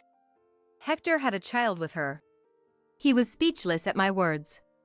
Joanne, she. He was clearly interested in the familiar name I mentioned over the phone. Well, he never acknowledged the child legally because my legal wife doesn't have children yet. Catherine, who was newly married at the time, was very against it. Catherine had you, but Hector preferred Joanne's child, whom he had first. He even told people he wanted that child to inherit the family business. Eventually, that didn't happen, and reluctantly you were born as the heir. Your family is like a drama, really. At this point, Louis whispered, "That can't be true," in a small voice. But unlike before, his tone conveyed that he didn't think my story was false. Now, here's the question. Huh? Louis reacted with an obviously displeased voice when I suddenly started joking. Who really carries the blood of the Warner family? What do you mean? You are the child of Catherine's affair. What? When she found out about Joanne's pregnancy, she got back at Hector by getting pregnant with a man who was a driver at the time. That child was you. That's impossible. It's true, Hector didn't notice, but my investigation found people who knew about Catherine and your real father at the time. No. That's a lie. I'm the only heir to this house. Otherwise, what was all my effort for? Louis wailed like a child throwing a tantrum. That's why the real heir is Joanne's child. Not a drop of Hector's blood in you. If you doubt it, do a DNA test yourself. Well, it will be interesting to see what you, a stranger by blood, will do with that irredeemable house from now on. Good luck, bye-bye. I couldn't hide my smile as I cheerfully said goodbye to him and hung up the phone. Louis must have been shocked, he stayed silent. Then, my leak sparked other magazines to talk about Louis's family scandal. It was revealed that Louis was not of the Warner blood, Hector's tax evasion, and Catherine's verbal abuse to the driver. My plan worked faster than I thought. Louis's family fell into decline, closing all their businesses. Locally known as the no-good family, they fled the town and dispersed, now living modestly. While the relatives live modestly, Louis struggles to find a job due to his widespread exposure in magazines. He tried to command his former subordinates to find him work, but no one listens to a powerless Louis. His actions ended up in magazines, leaving him unemployed. Hector and Catherine divorced, entangled in disputes over alimony from the divorce. It was an ugly family till the end. As for me, I asked to be rehired at the department store where I worked before marriage. After that, I focused on my career, advancing smoothly. When I reached a certain age, I attended a middle school reunion and met a classmate attending for the first time in his 40s. He was not good at socializing and a man of few words. But his unpretentiousness was exactly what I found appealing and trustworthy. Thanks to that, my second marriage is going very well. The first marriage was full of struggles, but because of that, I learned to be discerning. Being single for a while allowed me to meet my current husband. In a way, my life hasn't been a waste. I even feel a little grateful to Louis. That's how I feel now. My name is Amy, and I turned 30 this year. Currently, I'm working in sales at an apparel brand, living a busy but fulfilling life. Today is our college reunion. Now that we're all around 30, everyone has taken their own path. Some are busy with work like me, others are married, and some even have kids. It's been years since we've all been able to gather like this. Amy! As I enter the venue, a friend spots me and waves, calling out. The gathering had already started, and my friends were huddled together, drinking. Hey, you must be tired, work's been busy, huh? Thanks, yeah. And wow, so many people turned up. We toast and catch up, sharing recent news and reminiscing. Long time no see, Amy. Turning around to the voice behind me, there was Estella, who used to be in the same club as me. It's been a while. She was always cute and charming, very popular, and I don't recall ever seeing her without a boyfriend. I'm engaged now. Really? Congratulations. Looking at her left ring finger, I saw a large diamond sparkling. A bit surprised by the ring, I expressed my congratulations, and she smiled. What about you? Not married yet? Not yet. I'm not in a hurry. Oh, that's so sad. I could tell the friend next to me was getting irritated by her words, but I subtly kept my emotions in check. It didn't bother me, and I didn't want to spoil the reunion with negativity. I'm enjoying my work for now. But you're already 30, right? The other side, knowing what was coming. She had always been like this since college. Always wanting to feel superior to others, looking down on them. My husband is super elite, you know. Look, he wanted me to have this ring. That's great for you. You were so pretty and popular in college. Maybe it's true what they say about beautiful women being too picky and missing out on marriage. I never intended that. The ultimate happiness for a woman is to marry a wonderful husband, but maybe you'll never have that chance, lol. She laughed mockingly, looking at me. Should I introduce you to a man? You must be lonely. I'm fine. I'm just too busy with work to think about marriage. Are you just pretending? You probably need someone else to make it happen for you. She left the place triumphantly, saying she would contact me again. I felt a wave of exhaustion, and my friends around me expressed their concern. She hasn't changed at all.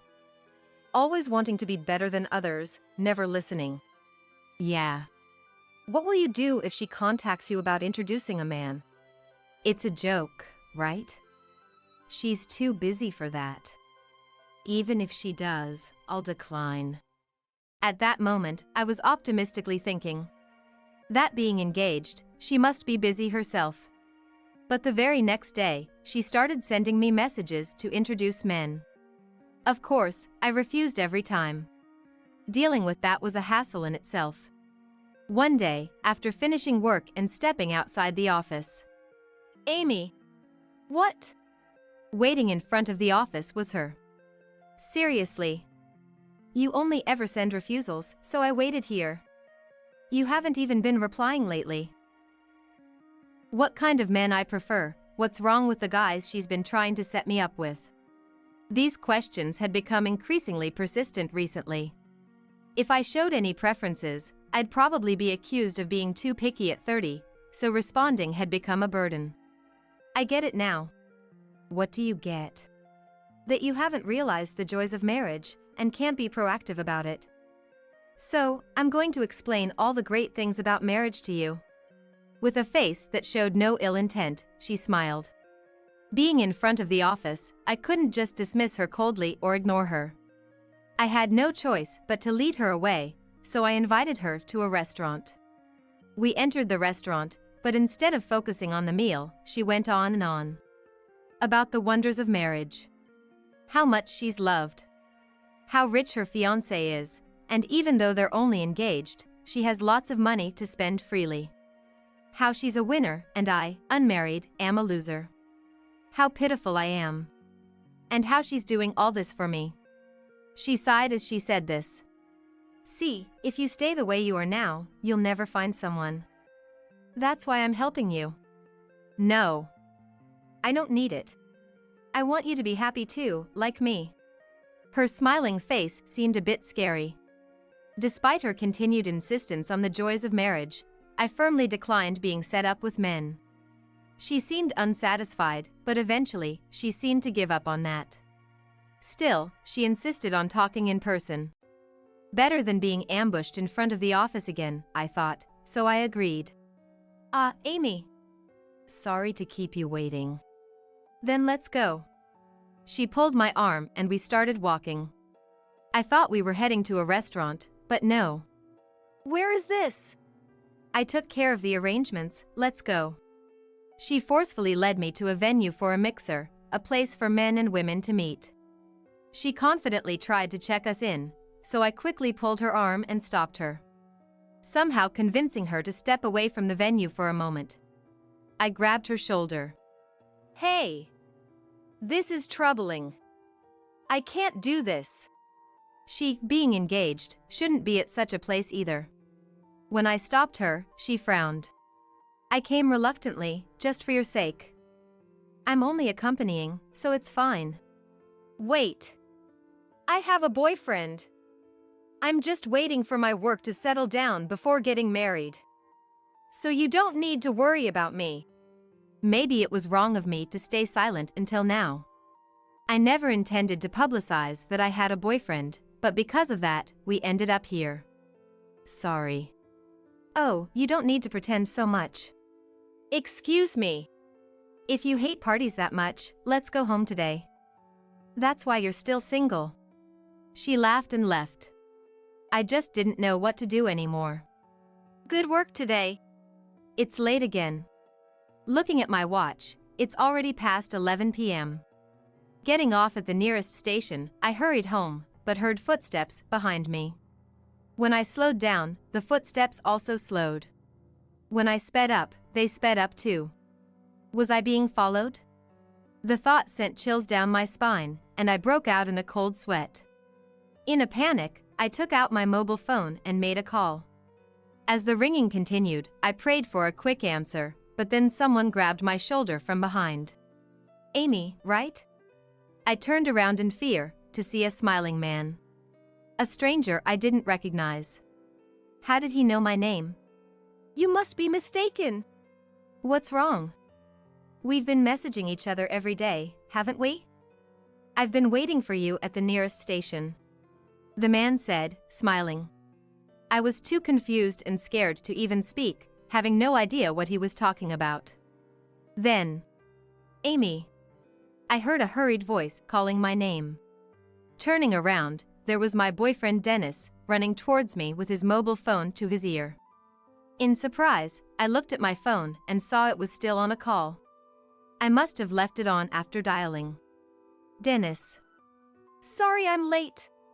He had been waiting for me at home, but when he got my call and sensed something was wrong, he rushed out to find me. I faced the bewildered stranger with Dennis. "Excuse me, this is my girlfriend." "But how do you know her?" As I stood there scared and Dennis guarded, the man seemed confused. He claimed to have met me on a dating app. "I don't use those." I firmly denied it. "Could you show us the messages, if you have any?" The man showed his phone, and sure enough, there were messages under my name. But they weren't from me. Even Dennis, looking over my shoulder, could tell. However, the photo registered on the app was indeed mine. A deep sense of fear overcame me. Who would impersonate me and why? Then it hit me, there was one person I could think of. I explained to the man that the messages were not from me. Realizing our obvious distress and wariness, he seemed to understand and left. He hadn't intended to act like a stalker. I was too busy to meet easily. I often returned home late. And that if he waited at my nearest station, he might get to meet me. He was led to believe these messages by the impersonator. I called the person who came to mind, and she answered immediately. "Estella?" "Hi, Amy, what's up?" "I need to confirm something." "Yes?" "You haven't been impersonating me and messaging men on a dating app, have you?" I hoped I was wrong, but she just laughed off my question. "Why, how did you know?" I was planning a surprise for you once I found the right person.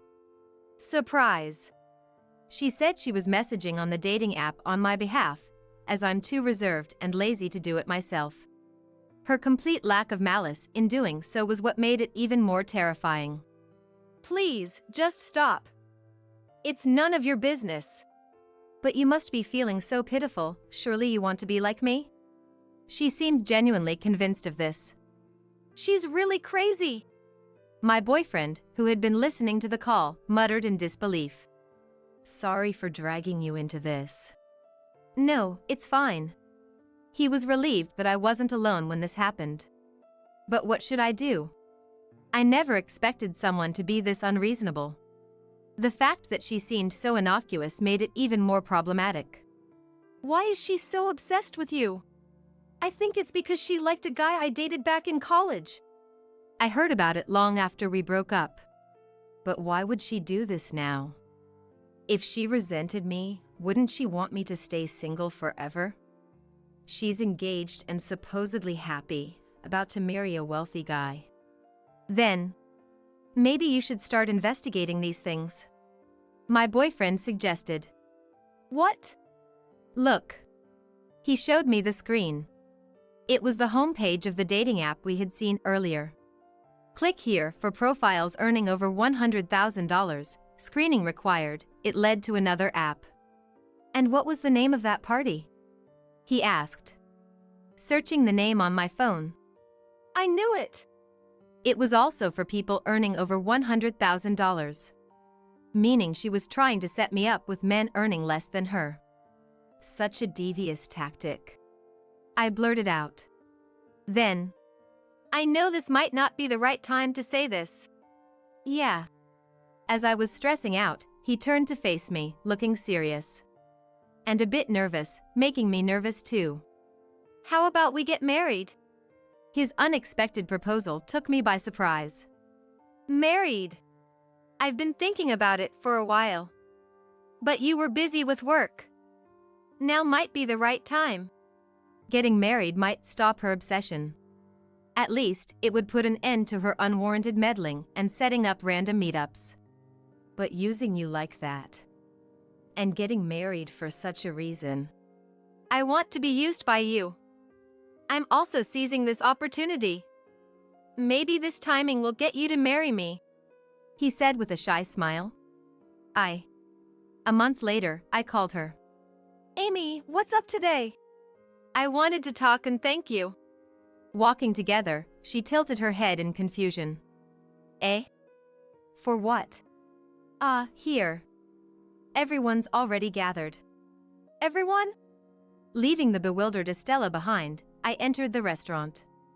Everyone had already gathered. Sorry for making you wait, you could have started without me. We couldn't start without the guest of honor. I thanked my friends and took a glass from them, handing one to Estella too. Guest of honor. Congratulations on your marriage. Congrats. Everyone raised their glasses and started to drink. Only Estella was confused about what was happening. Maybe I had been a bit cruel. I've decided to get married. What? How? She was shocked. That time you registered me on that app without my permission. That dangerous mistake. My boyfriend said he couldn't leave me alone after that. It was also the right time as my work was settling down. I showed her the engagement ring we had picked out together. I'm sorry I didn't explain properly earlier. But I didn't think you'd believe me if I just told you. That's why I decided to invite her here. She trembled, falling silent. Amy, well done. Dennis. Then, my boyfriend arrived. He had been invited as it was a celebration of our engagement. Nice to meet you, I'm Amy's fiancé. We've been living together for a while. Thanks for giving us the push towards marriage. He smiled. Perhaps a bit too pointedly. I nudged him with my elbow to calm him down. You've been living together? Yes, he's been supporting me since I was studying for the bar exam. I want to repay his kindness, but he's too busy with his work. I'm already getting plenty of support from you. Bar exam? Yes, I'm a lawyer. He smiled. And your salary is? Well, it's decent. He was confident. But. Estella showed us her engagement ring. It's a coincidence. I'm marrying a lawyer too. She seemed upset that I was happy, but didn't want to admit defeat. I didn't like her sudden marriage announcement. I could sense her feelings. Oh, a fellow lawyer? Which firm? He asked. It's on the business card. She fumbled for her card, flustered. He checked it and frowned. Never heard of this firm. Just like he did with the app and party incident, he quickly searched on his phone. Oh? It's not here. The search only brought up similar but different names. And also, he continued, lawyers get a registration number when they become one, and in this state, it's usually 7 digits. This card has 10 digits. So, this number doesn't exist. Estella's face went pale. You must be kidding me. No, I'm clearly not. He replied calmly. No, that can't be true. I've always been on dates at the top floor restaurant of a hotel, enjoying full-course meals, and I even received 100 roses on my birthday. This ring is a 2-carat diamond, after all. She frantically called her supposed fiancé. Hey, I'm at a friend's engagement party, and they're saying there's no record of your lawyer number or your law firm. From her mobile phone, a loud angry voice shouted, Shut up, woman! Followed by the sound of the call being disconnected. That can't be! She collapsed onto the floor, sitting down without regard for her surroundings. My boyfriend then added his piece. I have something to tell you, right here, right now. I love Amy. Her strengths and her weaknesses.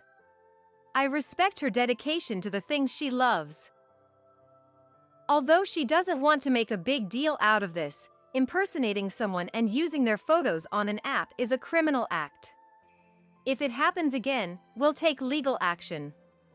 Just so you know. No! Urged by my boyfriend, I turned my back on her.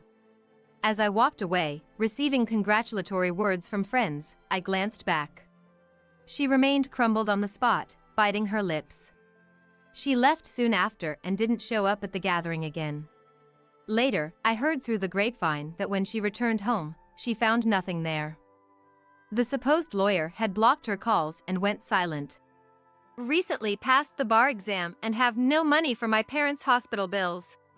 I want to open my own office near our new home. I need funding for that. Believing these words, she had quickly given him money. Not having enough in savings, she even borrowed from consumer finance companies. As for the large diamond ring she boasted about, it turned out to be a fake when appraised, something sold in a novelty store for $7. Later, Dennis and I got married. Our life didn't change much since we were already living together, but seeing my wedding ring during work always brings a smile to my face. The realization that I'm married to him fills me with joy. He respects my dedication to my work, and we support each other. What is happiness? For me, it's being married to someone who treasures me. What are you even doing in this house? You're practically a parasite. Hey! What are you doing? With that, my mother-in-law Scarlett threw my belongings out of the window. I retorted to her seemingly insane action. Huh? Don't you talk back to me like that. Please pick them up. Then she held a knife to my throat. Realizing the danger, I couldn't move a step. Get out quickly or it won't be a joke next time. Understood. If you insist that much, I'll leave. Scarlett, who has been harassing me since we started living together, doesn't know. She doesn't know that I'm the one supporting this house. The fear I had earlier is gone. I even feel like daring her to do her worst. I'll give you a week. Leave within that time. Thank you. I said to her, but I couldn't stop laughing. Realizing I shouldn't be noticed, I quickly returned to a serious face. This will bring peace to the house. Very good. Yes, indeed. How foolish can she be? Without me, this house will be far from peaceful, a hell awaits. Thus, I left Scarlett behind in the in-laws' house and moved to a condominium. She would later come to know the truth, but by then, it was too late. My name is Alexis. Now I'm working from home, utilizing my previous job experience. It's been over 5 years since I married Ethan, but... Are you okay? I'm sorry. I never thought this would happen. I'm just glad you're safe. But now, I'll be a burden on you, Alexis. Don't think like that. I was in the hospital room, relieved that he was safe, crying without caring about anyone else. The thing is, working in construction, he had an accident and lost almost all grip strength in his dominant hand. When I heard that, I couldn't think of anything. Scarlett. Dear. Ethan, are you okay? Scarlett had arrived, but she pushed me aside and rushed to Ethan. It seems she didn't even see me. We weren't necessarily on bad terms, but sometimes she prioritized Ethan over everything. It was one of those times. Oh. Alexis, you're here. I just got here too. Well, whatever. Ethan. Let's live together at my place from now. Huh? I let out a strange noise at her abrupt suggestion. Then she glared at me. What? Do you have a problem? No, it's just, all of a sudden. Ethan is in this state. I can't leave him to you alone. I was irked by her comment. There was no need for her to go that far. Then Ethan said, Alexis has been doing enough until now. So I'm relying on her from now on too. Thank you. Hearing his words, I thought I saw Scarlett made a face. I couldn't see it clearly, but she obviously didn't like it. But I couldn't let her win. So come to the house as soon as you're discharged. You too, of course. It's not like she needed to say that. Leaving everything to her, who knows what would happen. And you'll do all the moving preparations, Alexis. All of it? That's a bit much. That's right. Mom, you should help out too. I wished he had said more. However, Scarlett, probably not wanting to help, ignored his words. I have my own things to do. She grinned wickedly, making sure he couldn't see. It's probably not for anything good. So, living with Scarlett was decided. A month later, Ethan was discharged. I was busy with the move, so I asked Scarlett to pick up him. But it was her who told me just to get things ready. Irritated, but still tidying up. It's not done yet, huh? I told you today's the day Ethan gets discharged. Not even here to welcome him. That's because you said. Ethan, I told you, right? This woman prioritizes herself over you. That's not true. I know her intention.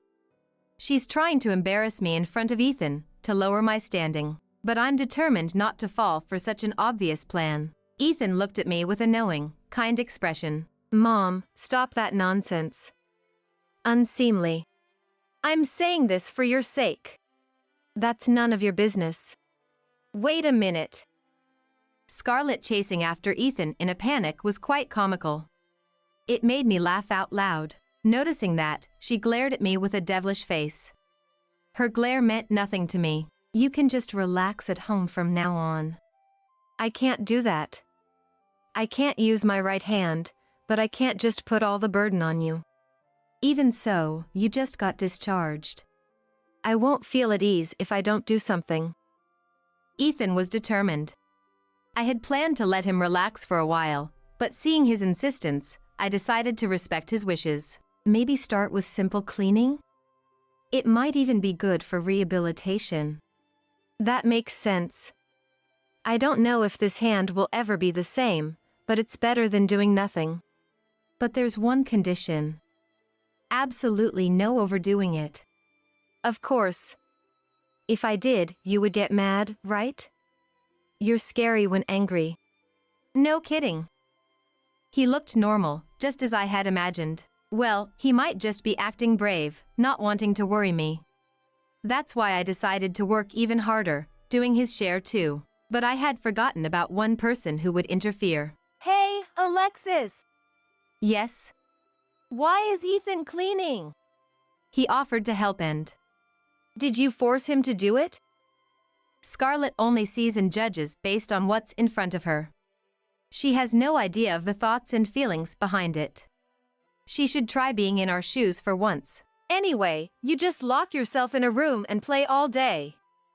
It must be nice to only have fun, especially when your husband is seriously injured. I am working, you know. It's called remote work. Yeah, I know. Spare me the excuses. It's not an excuse. Then she threw a nearby trash can at me. It didn't hit me, but trash scattered everywhere. I gave up explaining. There's no point in talking to someone who doesn't want to listen. Clean up this dirty mess yourself. Sighing, when I started picking up the scattered trash. Oh. What happened? Well, it's a bit complicated, I said with a forced smile, but Ethan seemed to notice something was off. He usually looks mild-mannered, but sometimes he's incredibly perceptive, like a detective. Did Mom do something to you? No, well. Can you tell me? He looked at me seriously. Seeing his face, I knew I couldn't lie. I explained what had just happened. Got it. I'll talk to her too. No, you don't have to. I'm fine. That's not the point. It's okay. No, it's not that. I was happy he would speak for me, but I worried about the aftermath. Whatever happens, the target of the attack would end up being me. I looked up at the ceiling, lost in thought. Then, that night, I thought Alexis was just playing around. That's not true. She is working hard, doing my share too. Then why are you cleaning? I asked to do it. I can't just sit around doing nothing. You just got out of the hospital. I know my own body well. Scarlett, scolded by Ethan, became quiet. She probably didn't expect her son to be so stern.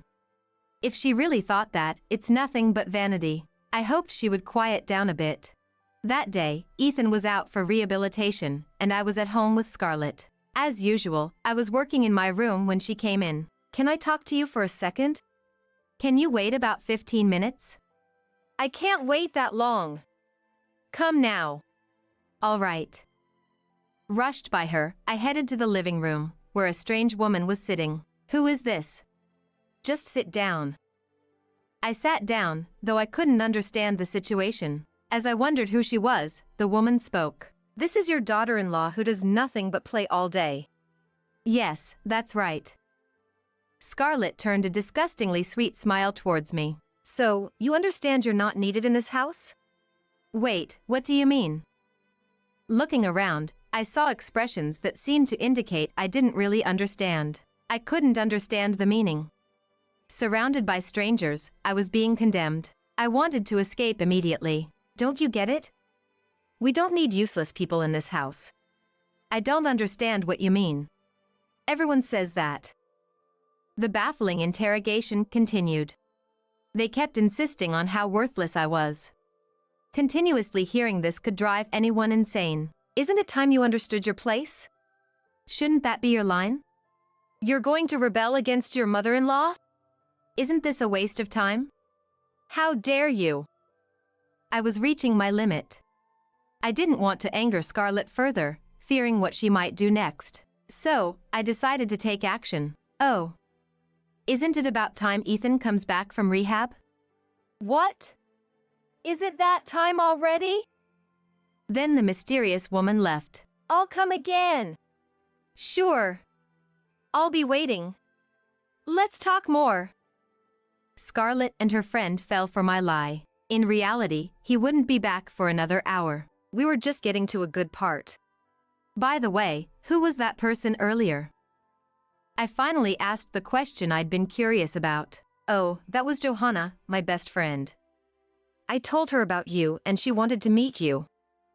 I could easily imagine how she had described me. Probably as a useless wife who does nothing but play. I thought how pitiable Scarlett was, only able to do such things. That's how it was. By the way, Ethan isn't coming back yet. I'll go back to my work. As I was returning to my room. Wait. What do you mean? Just as I said. He's not coming back yet. You lied. You should have realized. What's with that attitude? I decided to say what I wanted. Any further interference from her would be just a nuisance. Weren't you the one who started this conflict? You brought your friend because you couldn't handle it alone? That's not true. I can handle someone like you on my own. Then please do. If you really can. I boldly taunted her. I thought she would do something by that, and she reacted. Apologize now, while you can. I have no intention of doing that. Unable to contain her anger, she grabbed a vase nearby and threw it at me, just like the trash can earlier. I easily dodged it, having anticipated her move. I taunted her further with a laugh. I'm home. Just then, Ethan arrived. Scarlett panicked. Why now? You weren't supposed to be back yet. Oh, sorry. What I said earlier was a lie. He was actually on his way back. Why would you do that? It's obvious, isn't it? Pointing at the shattered vase. I imagined the upcoming scene would be quite amusing. Wow! What happened here? Scarlett threw it at me. What's going on? Her friend visited us earlier, and then... I explained everything to Ethan. He looked both amazed and angry. Is that true, Mom? No, I didn't mean. So it is true. Why did you do that? I didn't intend for it to go like this. Watching Scarlett, about to cry from her son's anger, I felt like all my troubles had vanished. Well, I have things to do. Okay. Wait a minute. Ignoring her, I went back to my room. I believed this would stop her from being mean to me in the future. I never doubted that. Since then, peaceful times followed. However, on that day, having stayed up all night, I ended up napping in the afternoon. Then, sorry to wake you, but could you come here for a sec? Understood. Ethan seemed unusually serious. As I headed to the living room, I saw Scarlett there. What happened? Look at this. On the table, there was a broken model kit. It was one of Ethan's hobbies, something he treasured greatly. When I came back, I found it like this. Do you know anything? I don't know. I truly didn't recognize it. This model kit was usually in the former his father's room, but I hadn't been there today. But someone must have done this. I looked at Scarlett. She was the likely suspect. Then, she laughed with an expression I had never seen before. It was as if she was possessed by a demon. Then I completely understood. Even if someone did it, I was out. Remember, I met you on my way back from Johanna's house? Well, yes. Also, I found this in the room. She was holding a shiny little object. Is this an earring? I checked my ears in shock. One of my earrings was missing. I thought I was defeated. He was completely getting revenge for what happened the other day. This looks like yours, Alexis. And you're missing the left one. I took a deep breath. Getting emotional would play right into her hands. Indeed, it's mine, but that doesn't mean I did it, right? Making excuses now? It's unseemly when there's evidence. But still. The fact remains it was broken. Wait a minute. Then he went back to his room. He glanced at me as he left. I felt accused by him and just stood there frozen. Too bad.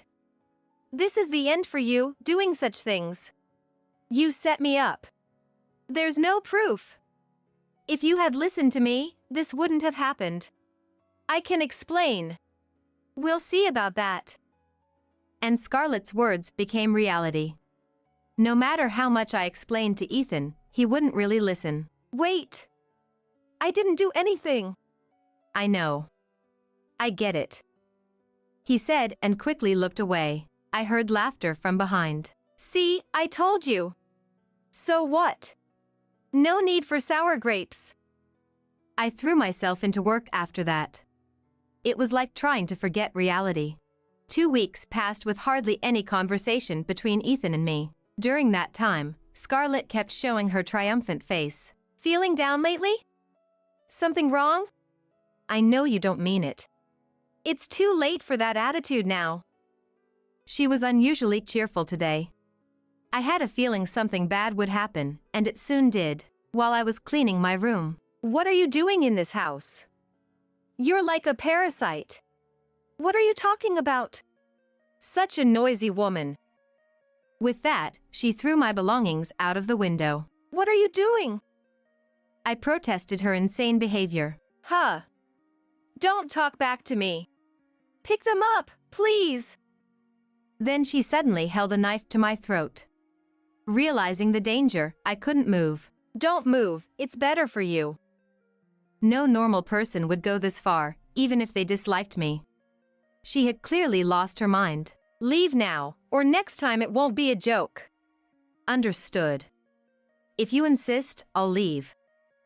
I realized any further involvement with her could lead to something irreparable. Fine, you have a week. Leave within that time. Thank you. That was an opportunity. With a week's time, I could prepare various things. And she didn't understand.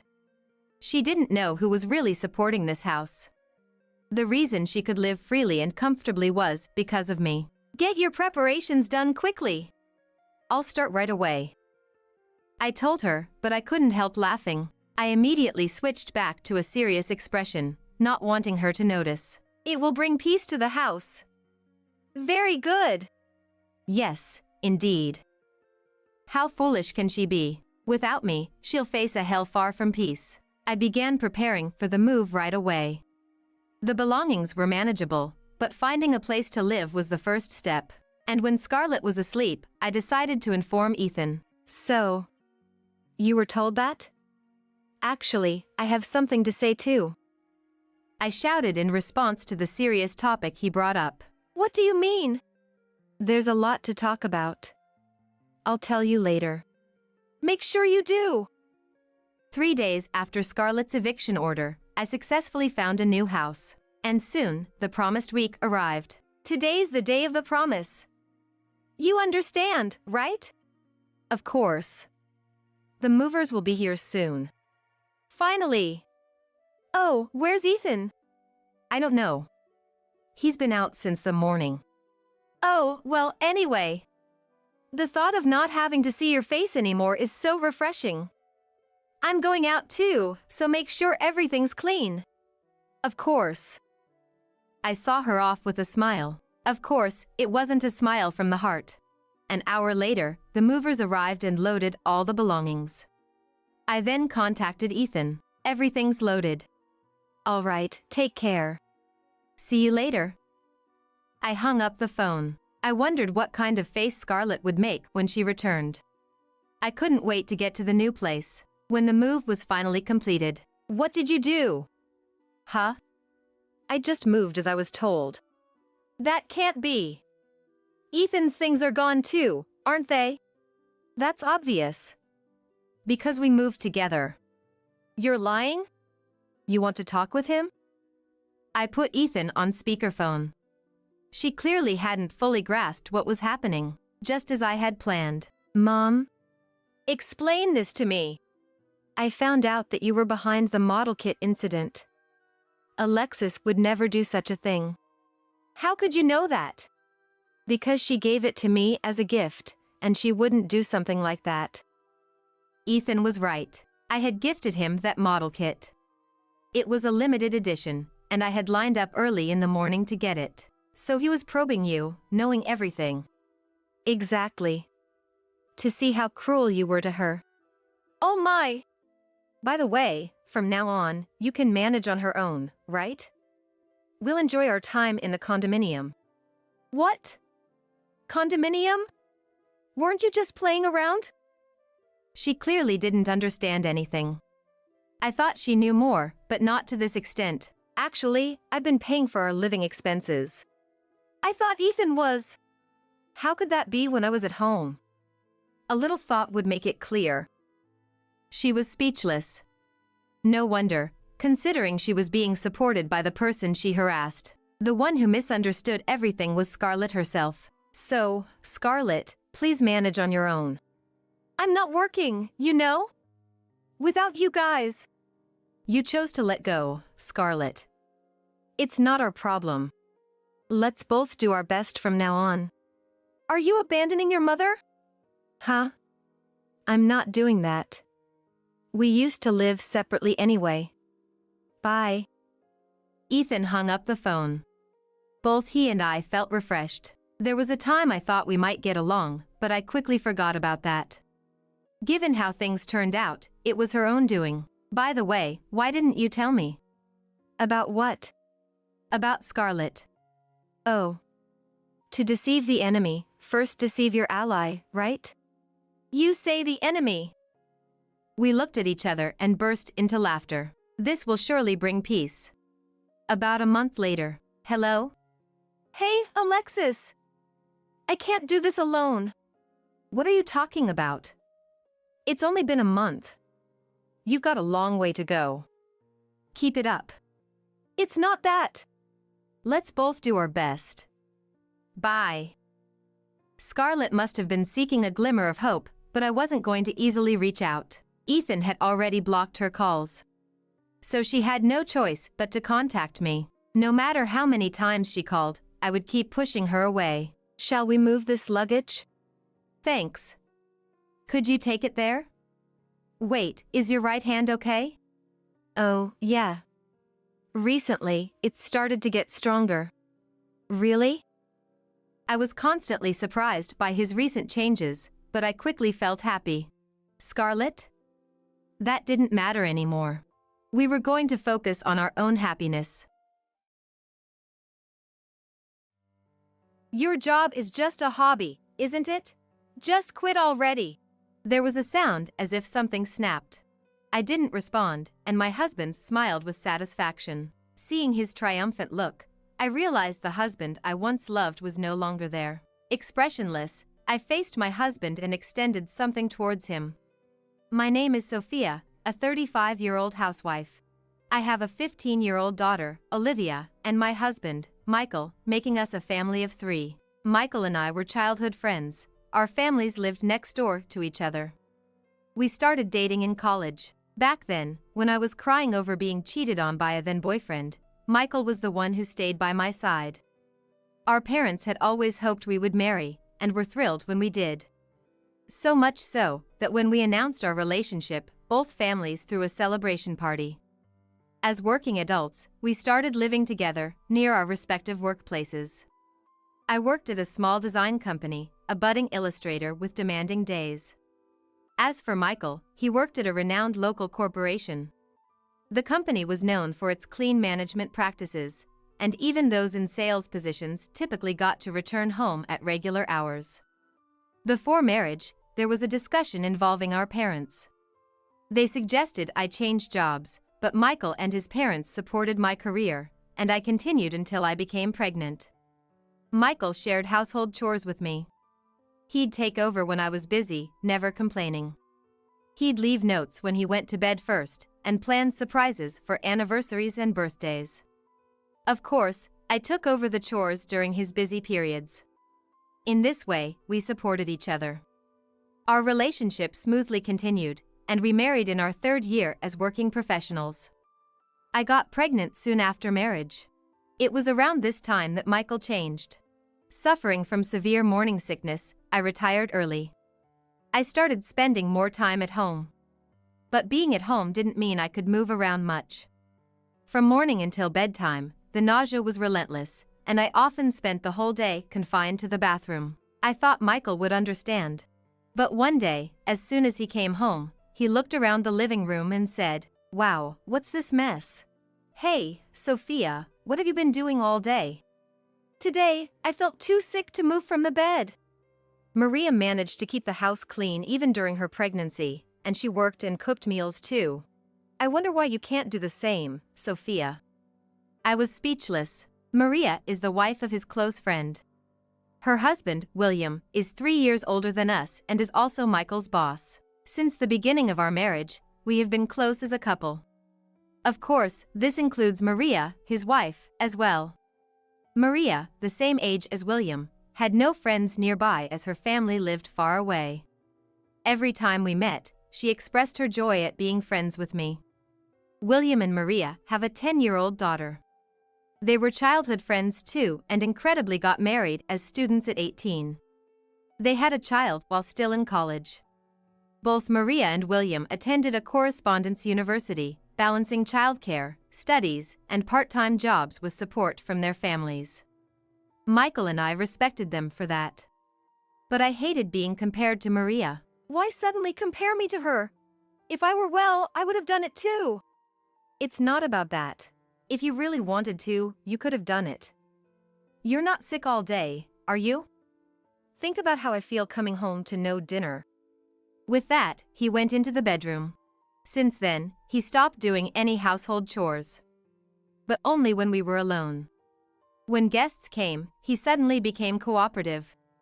For instance, when my mother-in-law comes to help, he returns to doing chores as usual, just for that time.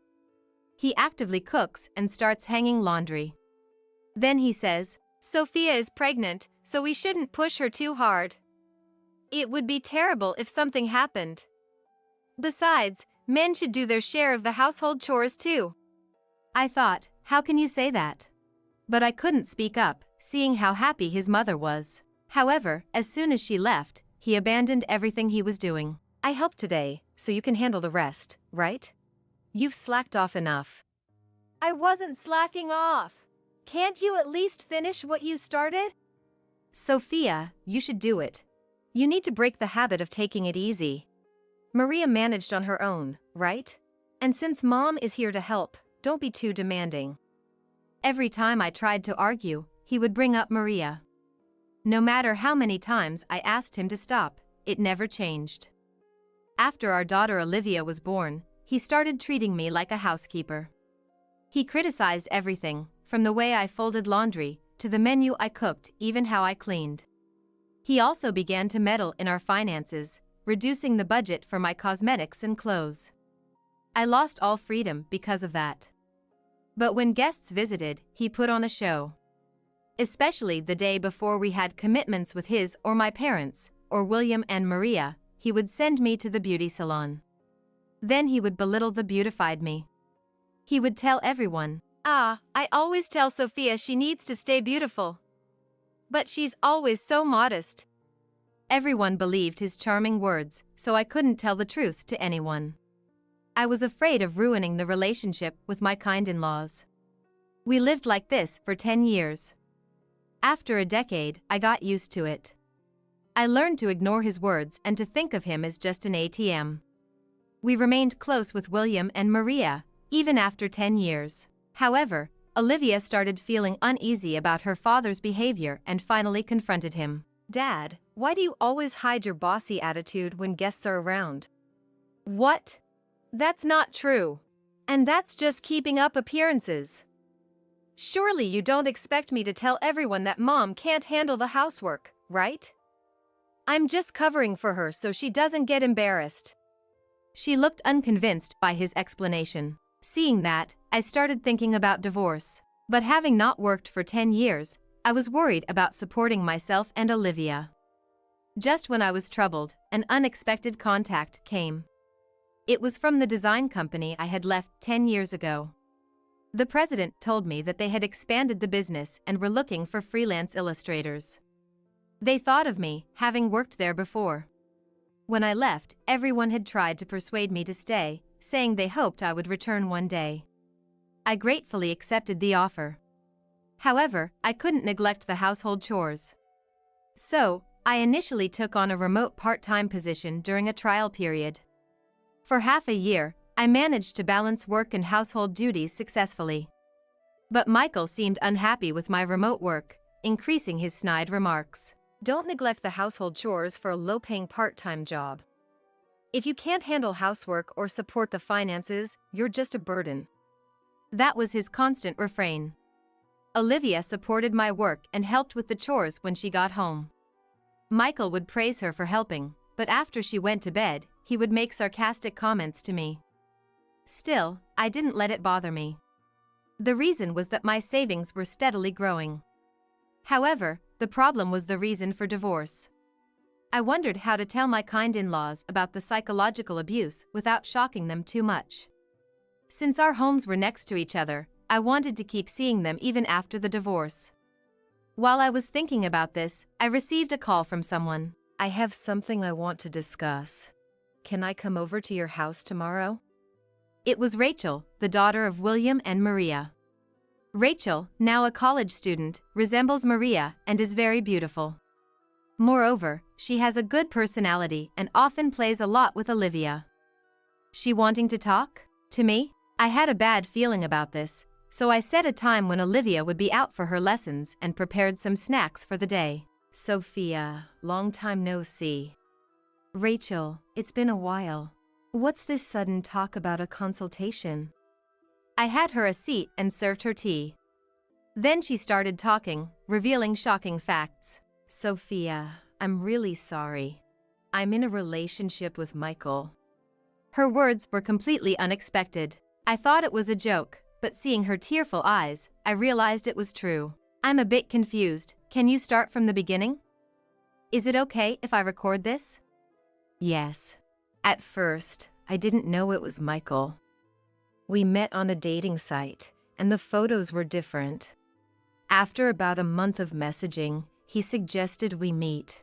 I thought he was a college student like me, so I wanted to meet him. But when I got to the place, it was Michael. She started crying at that point. She must have been very shocked. I sat next to her, rubbing her back, and encouraged her to continue. I'm sorry, the hardest part must be for you. That's okay. Keep going. I want to know everything. Okay. At first, I thought Michael was there by coincidence, so I sent a message to change the meeting place. Then he approached me, recognizing me. He said, "Let's talk for a bit, as long as you don't tell Dad and Mom." He suggested going somewhere private and led me by the hand. She hesitated, clearly finding it difficult to continue. From her reaction, I understood where it was. It was a hotel. What happened then? I told him I wouldn't enter, but he threatened to expose everything if I didn't. I didn't want Dad and Mom to find out, so I agreed to just talk and went in. I could guess what came next. Her hands were trembling. I covered her hand with mine. She gathered her courage and told me everything. As soon as we entered the hotel room, he pushed me down and, after it was over, he took pictures of me, stunned, and said, "You know what will happen if you don't want to be exposed," and gave me money. It was the same thing from then on. I was so scared. She then broke down in tears. I stroked her while biting my lip. I couldn't believe Michael could do such a despicable thing. After crying, Rachel took an envelope from her bag. This is the money he gave me. It's $50,000 in total. He never spent money on you, but gave me this much, which is unacceptable. I don't have much savings, but I'll pay for the divorce trial deposit. I plan to talk to my parents after this. I don't expect them to forgive me. Just wait a moment. Let's go talk to your parents together. I'll keep this money for now. I wouldn't dream of asking you for a deposit for a divorce trial. In fact, Rachel, you're the victim here. You could even file a police report if you wanted. She started crying again at my words. I contacted William and Maria, and without telling Michael, arranged for them to meet at our house. Since I couldn't let Olivia hear this, I arranged for her to stay overnight at her grandparents' house. She was delighted to go. When I told Michael, he said he'd also stay at his parents' house, so we decided to meet at our house. Then Rachel's parents, William and Maria, arrived. Rachel didn't seem able to talk, so I decided to tell them everything. After hearing it all, William and Maria were furious with Michael and then apologized to me. "Sophia, I am so sorry we've caused you pain." "No, it's not like that. Rachel is a victim. You don't need to apologize. I just need your cooperation." "It's a relief you say so. We both are grateful. I'd punch him right now if I could. Tell us anything, we're here to help." Maria had been silent, but then she looked up at me. "Sophia, Rachel is still an affair partner, no matter what. She should have spoken up honestly instead of complying because she was afraid of us finding out. but it's our fault too. We didn't have that kind of open relationship with her. I'm sorry for causing you trouble."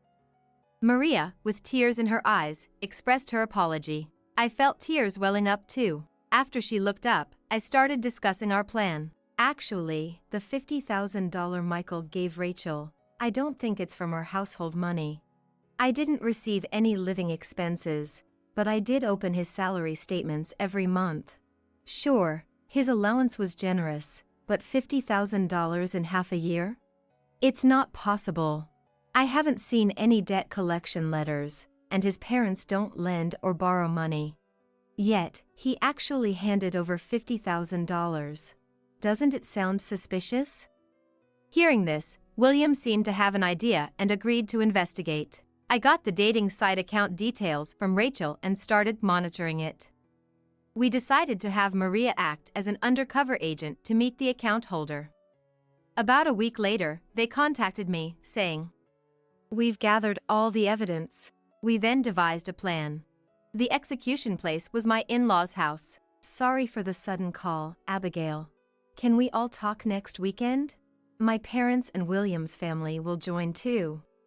From my call, my mother-in-law, Abigail, sensed something and agreed, asking to keep it a secret from Michael.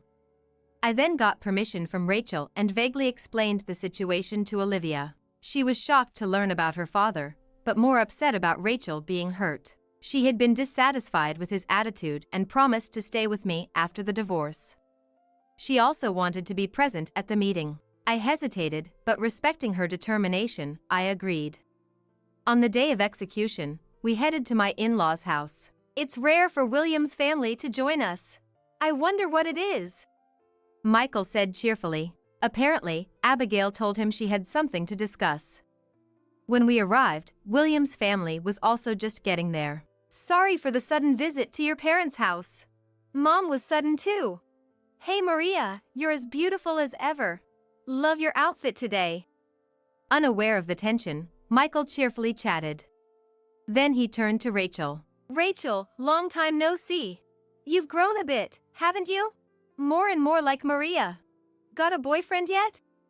The atmosphere was tense at his words. She forced a smile and said, "Come on, Michael. We just saw each other last week." "Ah, did we? Maybe we passed each other at the station." Caught off guard, he hastily changed the subject. We then all entered the house. Everyone sat down, and there was a moment of silence. It was broken by Abigail. "So, Sophia, what's this talk you mentioned on the phone?" "You have something to talk about, Mom? Sophia? What's going on?" I produced the salary statements and a divorce application. His parents looked at me in surprise. Michael, without even looking at the salary details, tore up the divorce application. "Gathering everyone for some joke? Is it because you can't do housework lately? That's because you're scribbling pictures for a tiny allowance. Your job is just a hobby, right? Just quit it already." There was a sound as if something snapped. I didn't respond, and Michael smiled with satisfaction. Seeing his triumphant look, I realized the husband I once loved was no longer there. Expressionless, I faced and extended something towards him. "You should recognize what this is immediately." "What? How did you get this?" "No, it's not what it seems." "What's different? I'd like to know. How will you explain being a comforter to your best friend's daughter?" William's words left Michael speechless. The in-laws read the documents, looking pale. My father-in-law, Alexander, said, "Michael, not only did you betray Sophia, but you betrayed your best friend and damaged his daughter. Explain yourself." "Sophia, I'm sorry. I thought our foolish son was making you and Olivia happy." Alexander glared at Michael, his face red with anger, while Abigail wept. Michael, seemingly resigned, answered seriously, "Since marrying Sophia, I fell for Maria at first sight. But she was married to William and even had a child. I couldn't ruin their happiness. And I cared for Sophia too, so I decided to marry her. But when she got pregnant, she barely moved. It annoyed me how she used her illness as an excuse. Maria was beautiful, perfect at housework and childcare, so I always wondered why Sophia couldn't do the same. And she couldn't do housework properly but started remote work. I couldn't stand it. She even made Olivia help with chores. What a terrible mother. But I didn't divorce her because Olivia was cute. I'm kind like that. Recently, I've been meeting women who resemble Maria through online dating. One of them was Rachel. I was thrilled when I found her. I lured her out using a different photo and manipulated her by mentioning William and his family. Being with Rachel, who looked just like Maria, made me happy. You're the worst. Maria and Rachel are different people. And threatening with photos? And that money you gave Rachel, it was the company's expenses, wasn't it? William's words made Michael snort. The in-laws were stunned. It was a shock to learn that their son, whom they had thought was kind, was the complete opposite. I'll just pay back the expenses with the divorce settlement money from Sophia. Sophia, you didn't do housework, so you should pay the divorce settlement. And child support too. Don't rely on me because you have no money. And I'll remarry Rachel. I get a wife who looks like Maria, and Olivia will be happy with a young mom. Plus, our kids will be cute. At Michael's words, Rachel gasped. He looked satisfied, seeing her scared. Dad, what are you saying? If there's a divorce, I'll go with Mom, and Rachel won't marry you. Besides, you're creepy. I hate you. Hey, did Mom tell you to say that? She has no income or house. Let's be a family with Rachel and me. Olivia, unsurprisingly, rejected Michael's pleas. She brushed off his hand and glared at him tearfully. Those are my feelings. You made Mom and Rachel cry. How could I like someone like you? You're gross, stay away. Hey, Sophia. What have you been telling her? Michael's anger was directed at me, not Olivia. I sighed and showed him the salary statements. I told her the truth. That you're a lowlife who preyed on your best friend's daughter. And look at the payment section. I earn more than you. I'm becoming a full-time employee next month. Even as a part-timer, I'm a freelancer. I've been earning with the drawings you mocked. So there's no problem after the divorce. Michael, I'd love to hand you over to the police right now, but Rachel said she'll endure it for Olivia's sake. So I'll hold off. But the embezzlement is a different story. The boss already knows. Be prepared. Michael finally understood the gravity of the situation. He turned pale and sought help from his parents. But their response was the opposite of what he expected. We're cutting ties with you. You'll pay the embezzlement and divorce settlement money yourself, and you're not welcome here anymore. With a scumbag like you in the house, Sophia and Olivia won't be able to return. My in-laws rejected him. Then my father, Louis, who had been silent, spoke. Michael, I've known you since you were born, even when you were in your mother's womb. That's why I entrusted Sophia to you. But this outcome is disappointing. I never want to see you again. No, wait. Sophia, you won't divorce me, right? You love me, don't you? Michael, respecting my father, turned pale and looked at me. Then, unbelievably, he suggested reconciliation. He desperately clung to me, thinking I still loved him. I presented another divorce application. I want a divorce now. I don't love you anymore. I'll take all the savings as child support, so there's no need for property division. I won't take a divorce settlement from you, so pay Rachel. Oh, and what was that phrase? If you can't do housework or support the family, you're a burden. I'm returning those words to you. We don't need a burden in our future.